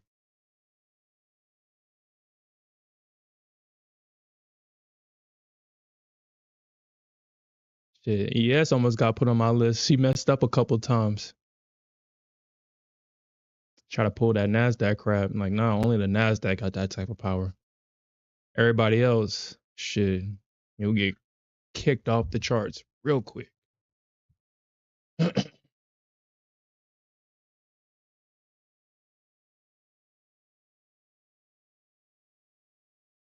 Mm.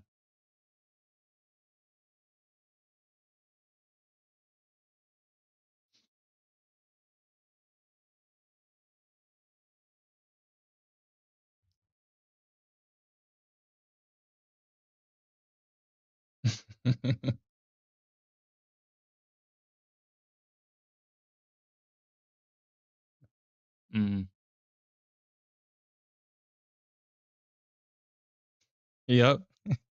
I mean, dude, the NQ is. Mm. I mean, honestly, sometimes I feel like she'll give you the points just because she know that you won't take it. It's a part of her game. Just like, yeah, I'm just gonna casually just pump that 20 points, and then you're like, oh my god, she can go forever, and then she'll pull back, and you're like, oh no, no, please come back, please come back.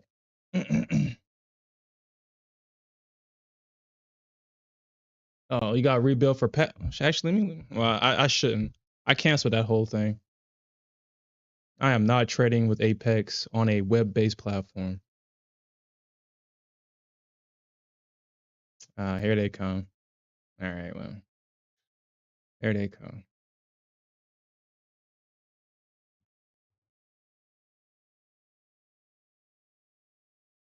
Oh, did they? Actually, let me check because I didn't check to see if I got rebuild from them. I shouldn't have, but I mean, we'll see. Since everybody's talking about they got rebuild and they canceled the subscription and everything.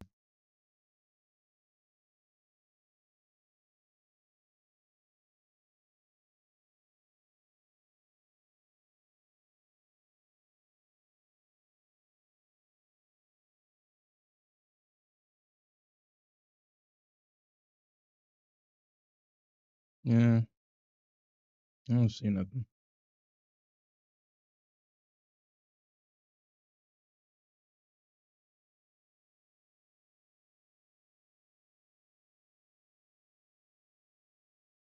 Yeah. Man. Well, we knew this was coming. We knew this was coming. I mean, the Bears, if they didn't show up right there, or if the Bulls didn't take their profits right there, I mean, we knew that was coming.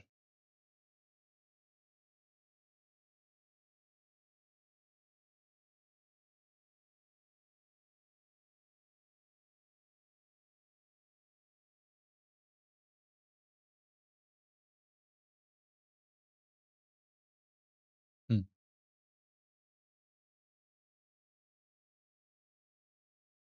Yeah, dude, it's like that too, man. It's like that. It's the principle of the matter, man. It's the principle. You don't need them $80. It's just $80 at the end of the day, but it's what you spend it on. It's like, no, I'm not spending no $80 on no damn Apex, especially not no wealth charts, poverty charts.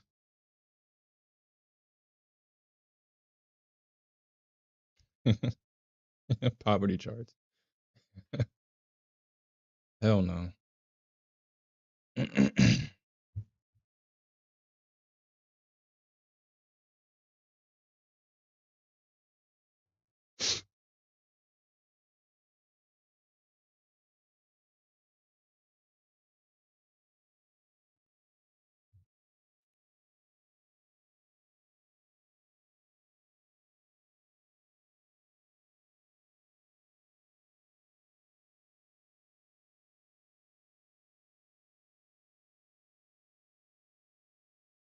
Yeah. Yeah.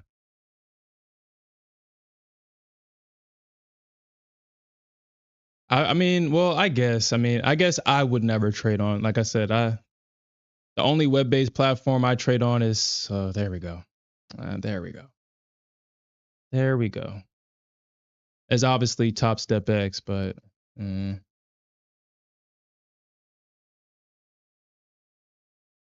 but from what I know, that's not necessarily their platform. It's that Project X, and that they sell that to any prop firm that wants it. So I mean, kind of going back to Top Step. I mean, I see a lot of people talking about Top Step in the I think with Bookmap chat, but I mean, we've been talking about them for a while. And honestly, what we talked about last night, I was thinking more about yeah, with these whole little like covert ways to reject payouts. And I'm not saying that Top Step does not pay out. I'm not saying that. What I'm saying is, with the crackdown from the CME, they don't want quote unquote gamblers in the market, degenerate gamblers messing up the market for everybody else. But that means that these prop firms aren't making money on, the unprofitable traders anymore. They're not doing any discount codes anymore. They're not being competitive with their competition. Personally, I don't see a reason to purchase a Top Step account. I really don't. Having the ability to lock myself out is not enough for me to spend more money on an account. That's not enough for me. And I think that's the only edge that they got over other markets. But I think there's a software called Guardian Angel that does exactly the same thing, where it locks you out of your account. And no matter how you try, you can't unlock it until the next trading session, to protect you from yourself. So, I mean, I really don't. So if you're not getting money from the failing traders anymore, and you're not being competitive with your pricing, I mean, the only way to kind of recoup some of that money is by obviously making it harder to be paid out. And they went to 5K payouts, and obviously they try to disguise it as, oh, blah, blah, blah, blah, blah, blah, blah, blah, blah, blah, blah, blah, obviously, to where you could make a 60K payout. And then all of a sudden now they limit you to only a 5K payout. And now they're cracking down on more, talking about people that, which is kind of weird. It kind of goes against their bottom line in terms of them making money. People that keep buying resets and keep getting new accounts, which I don't get why they would do that. I understand the live account rule, where people will purposely fail and blow their live accounts so they can get back in the combines to get the payouts. I can understand that rule, but not the other one. So, I mean, it just looks like, from a business standpoint, they're cutting costs. They're trying to preserve as much capital as possible with all this stuff. I mean, with all these prop firms that they're doing with the denied payouts and stuff like that, so they can try to sustain the firm and still make what they're used to making, and try to pay out, as little as possible.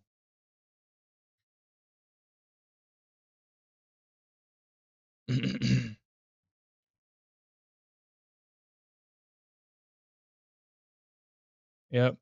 Hey, yo, gang, wait, we was kind of talking about that. So, uh, I was explaining, what you showed us earlier last year about the sim to funded, the that solution that people are using, and that we're actually touching real markets and being told that we're only trading in simulated environments, which I find that hard to believe, honestly,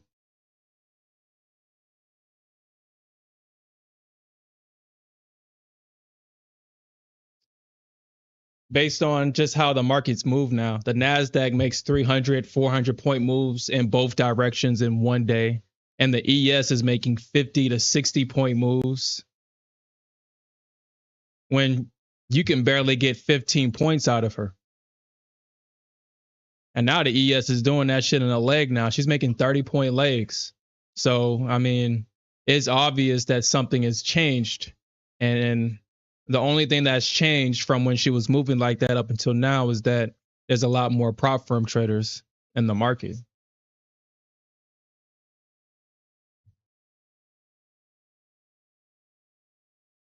What are you talking about, grip and trade? So, oh,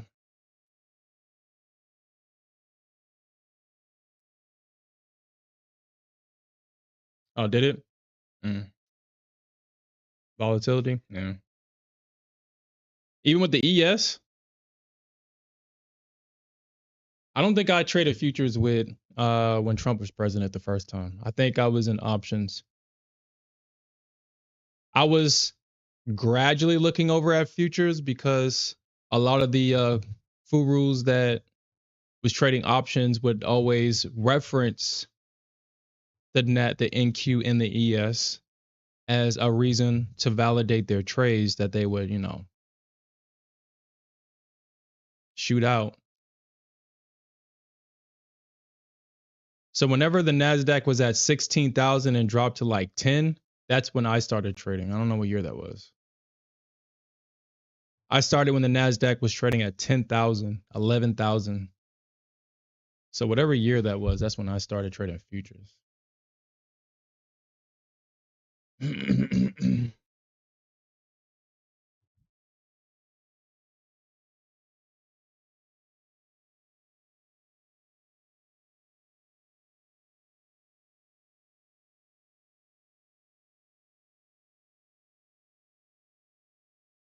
What the hell?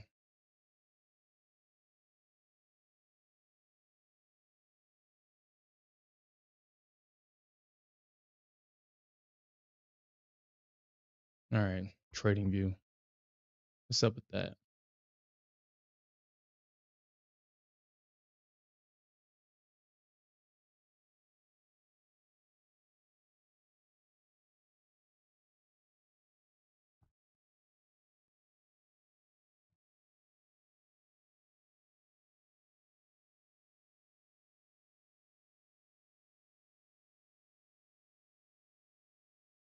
So yeah, okay. So in 22, so somewhere in the year 2022 is when I started trading futures, because that's when I started.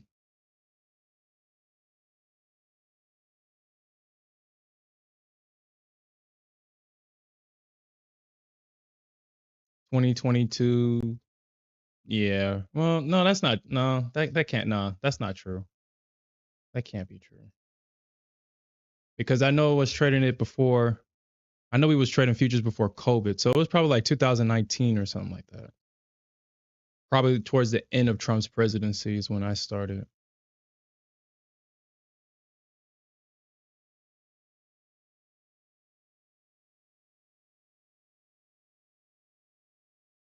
And it doesn't matter, man. It doesn't matter. It doesn't. Yeah, probably. 2022, 20. Because I know I was. No, I was trading. I was still trading options during COVID. Yeah, I was still trading options because I remember catching that drop in options and holding on to it too goddamn long.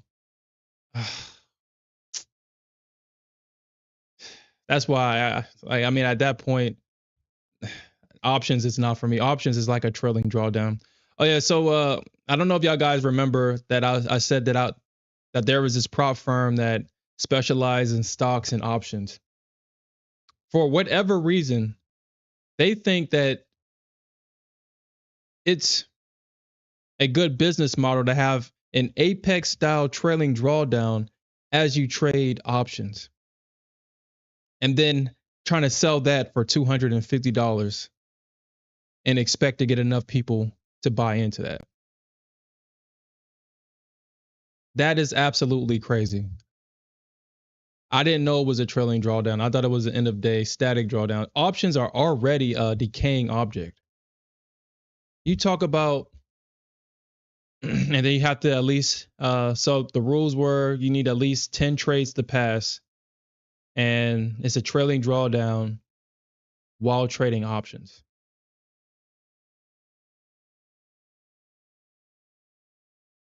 You talk about super gambling, that's worse than Apex.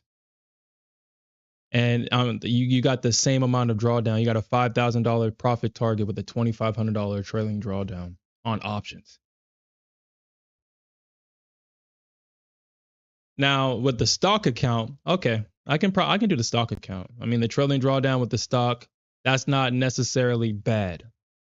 But with options, dude, no way. I'll just basically give you my, especially me. Shit, I'm not used to, or after trading futures, when I first started out, $200, $500, especially if I'm only putting in $10 of risk, man, that's amazing returns. But I'm not going to take profits, and I continuously show that to myself that I'm not taking profits. I want more, and unfortunately, because of the decay, I end up all my contracts usually end up going to zero. So I'm just gonna stay away from options and stick to futures where my trading style shines.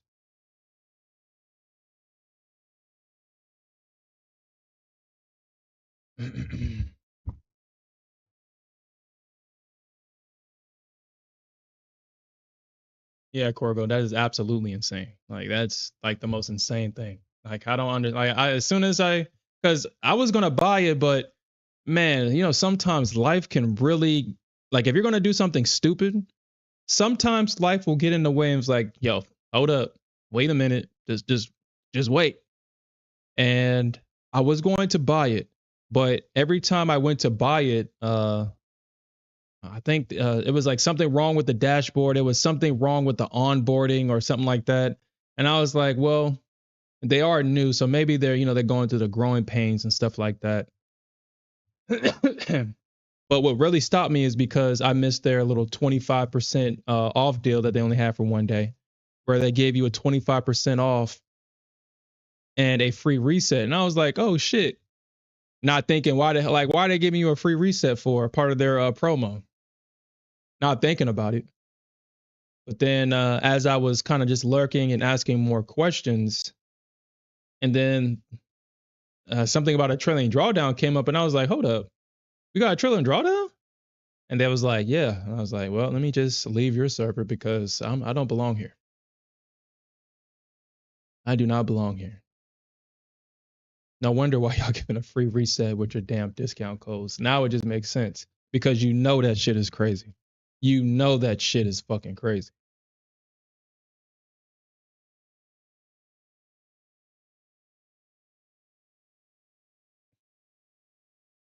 Especially on days where when SPY don't does absolutely nothing all day.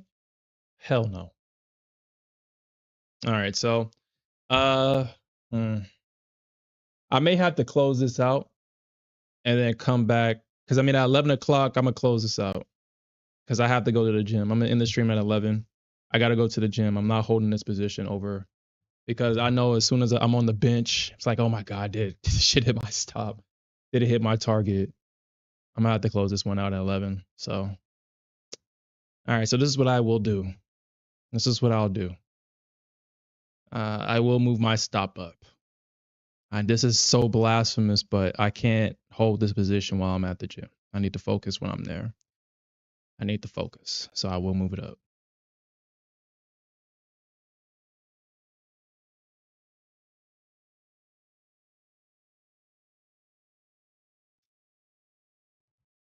Crypto Panda, I'm funded with MFF, Top Step, and that's it. MFF and Top Step. Right now I'm trading on Tradeify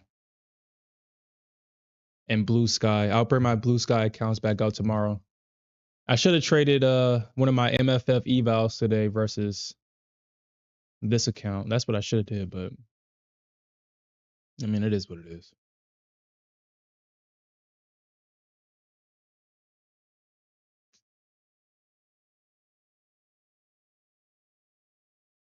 Yeah, it does, Corgo. It definitely does, man.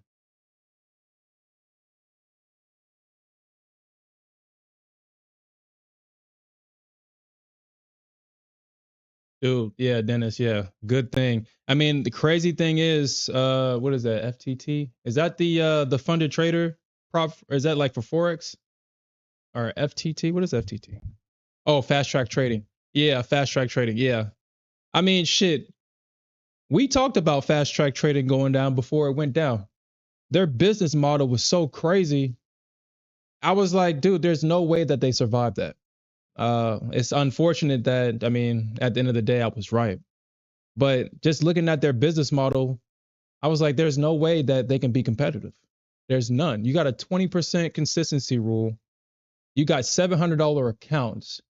Your core base is going to be degenerate gamblers. And if once they realize that they blew an eval that cost them $700, they're going to charge that shit back. And that's exactly what happened to that company. It just made sense business wise. You can't, like, dude, you can't do that. $700 accounts, degenerate gamblers, after they blow it, no way. No way. You're asking for them to charge that shit back to their cards. And then the resets, no way, no way. Yeah, and our boy, yeah. Shit, they had our boy Alfred waiting 2 months just to get paid out. It was like $500 or $600, right?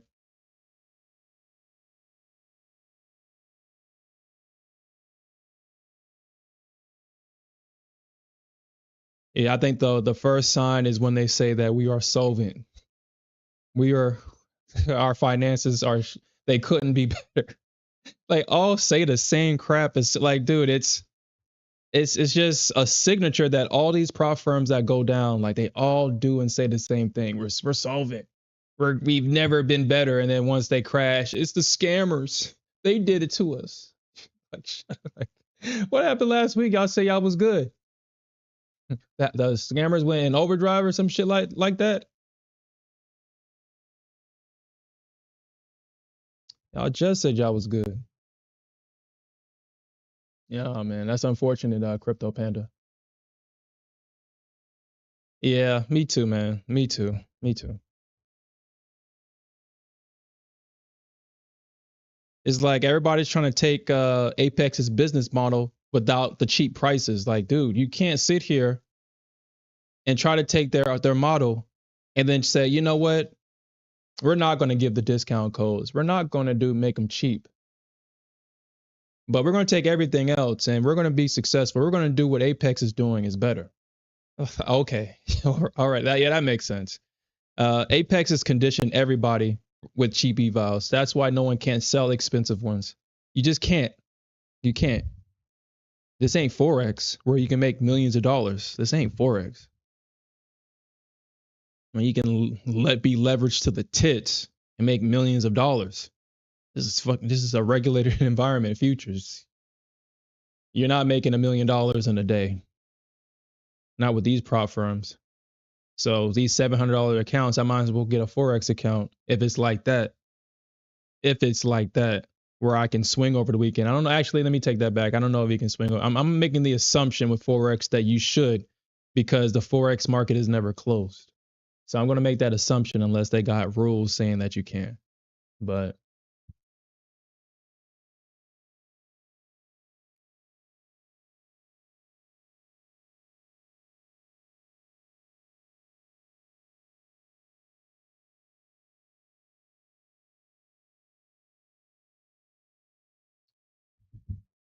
well, all right.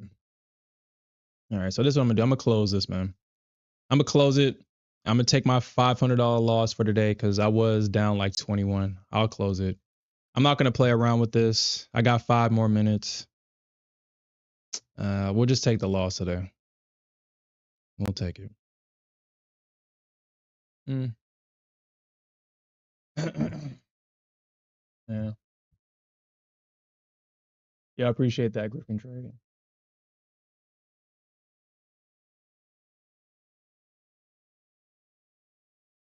You know, honestly, okay, like I want to be very clear about that.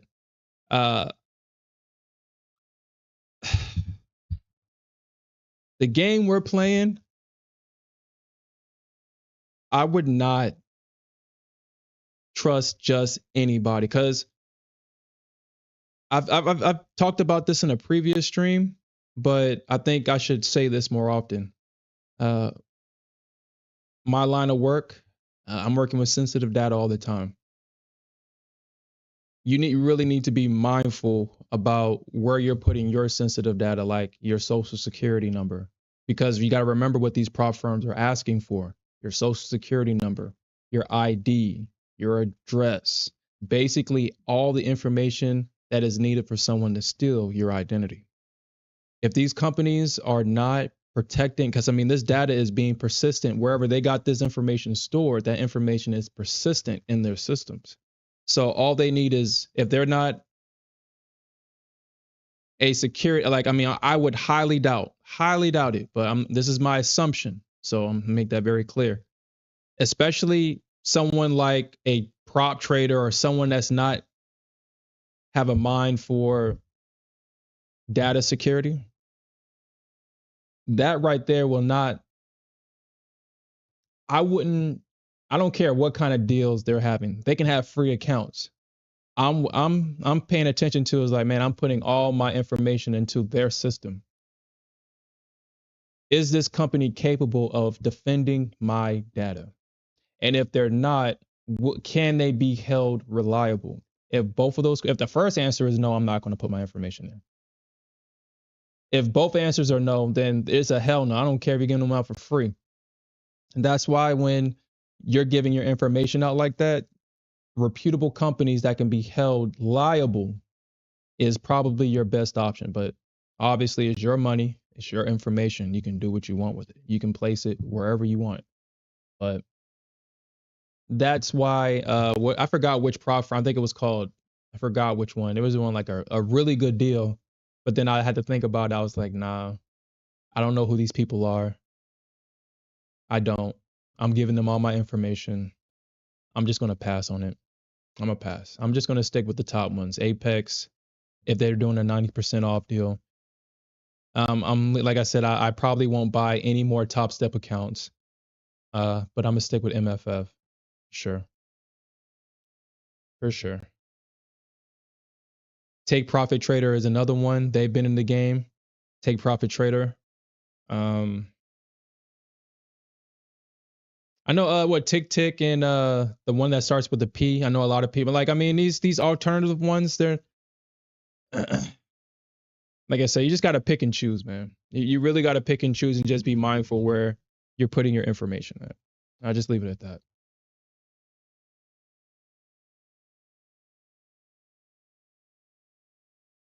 Oh, really? Your social security number is visible when signing up for a PA? Wow. Yeah, Corgo, yeah.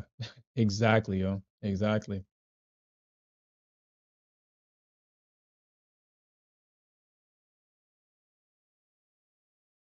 Yeah, they do. They all do the same thing, man. They all do. They all do. No, Nightfire, I'm just gonna close it out because I gotta go to the gym. But we have one more hour in the market. Uh yeah, as soon as I get off the stream, I'm going to write in my daily journal and I'm gonna go to the gym. And by the time I come back, the market's gonna be closed. So all right.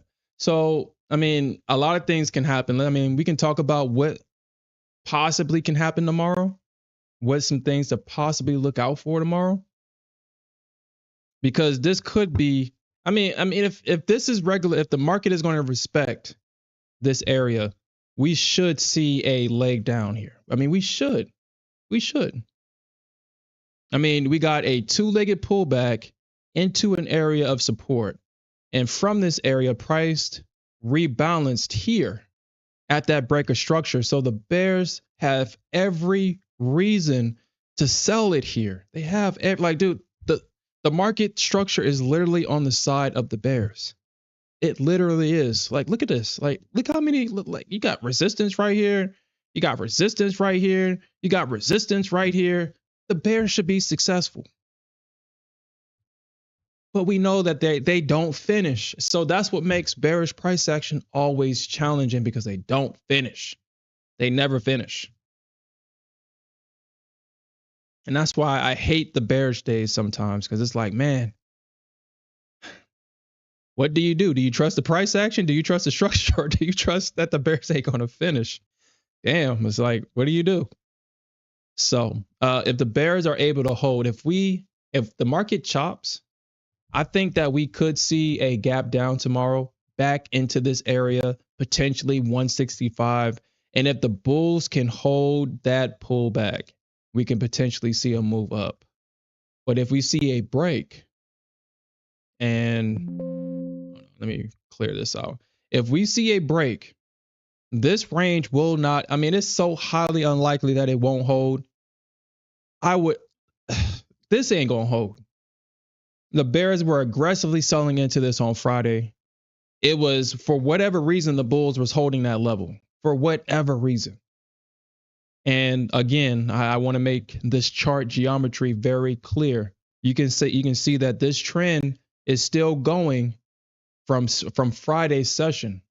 So don't let nobody say that your lines on the chart does not work, because they do. Don't let nobody say that information from a previous session does not hold weight from this session, because obviously it does. But they were selling aggressively at 102 on Friday. It's just that these bears right here unfortunately got trapped, and they got turned around and they got clapped. So I really don't expect for that to hold. I really don't.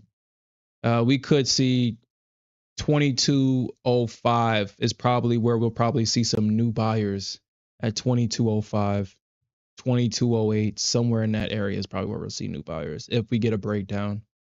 But that's what I'm going to be looking for going into tomorrow. I just want to see how the market opens. Now, if the bears fail here, which is highly likely because they suck. If they fail here and we see a gap up tomorrow, I think all we potentially get is 320. And then from 320, we'll probably see the bulls taking their profits. That's my opinion, obviously. That's what I expect to happen. But we're going to definitely have to wait for the price action to confirm that. So.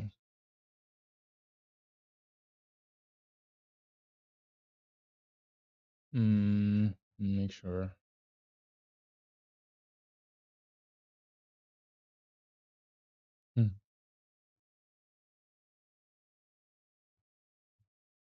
Yeah, it definitely does.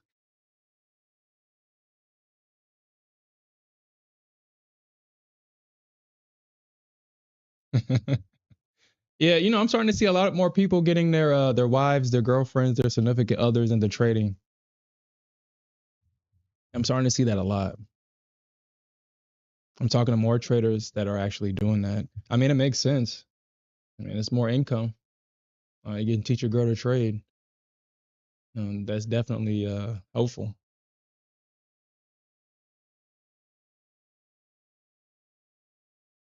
Yeah, yeah, especially the NQ. You don't ever have to worry about that on the ES though. I mean, the ES is too liquid to overshoot, and that's what keeps the ES on my chart. It's too liquid to overshoot.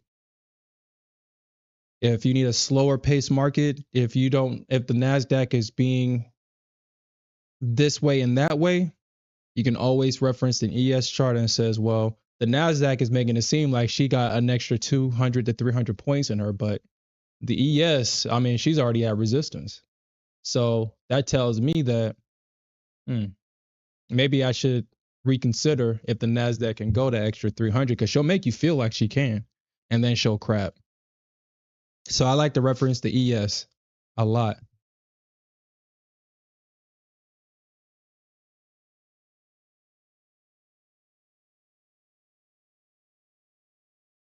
Yeah.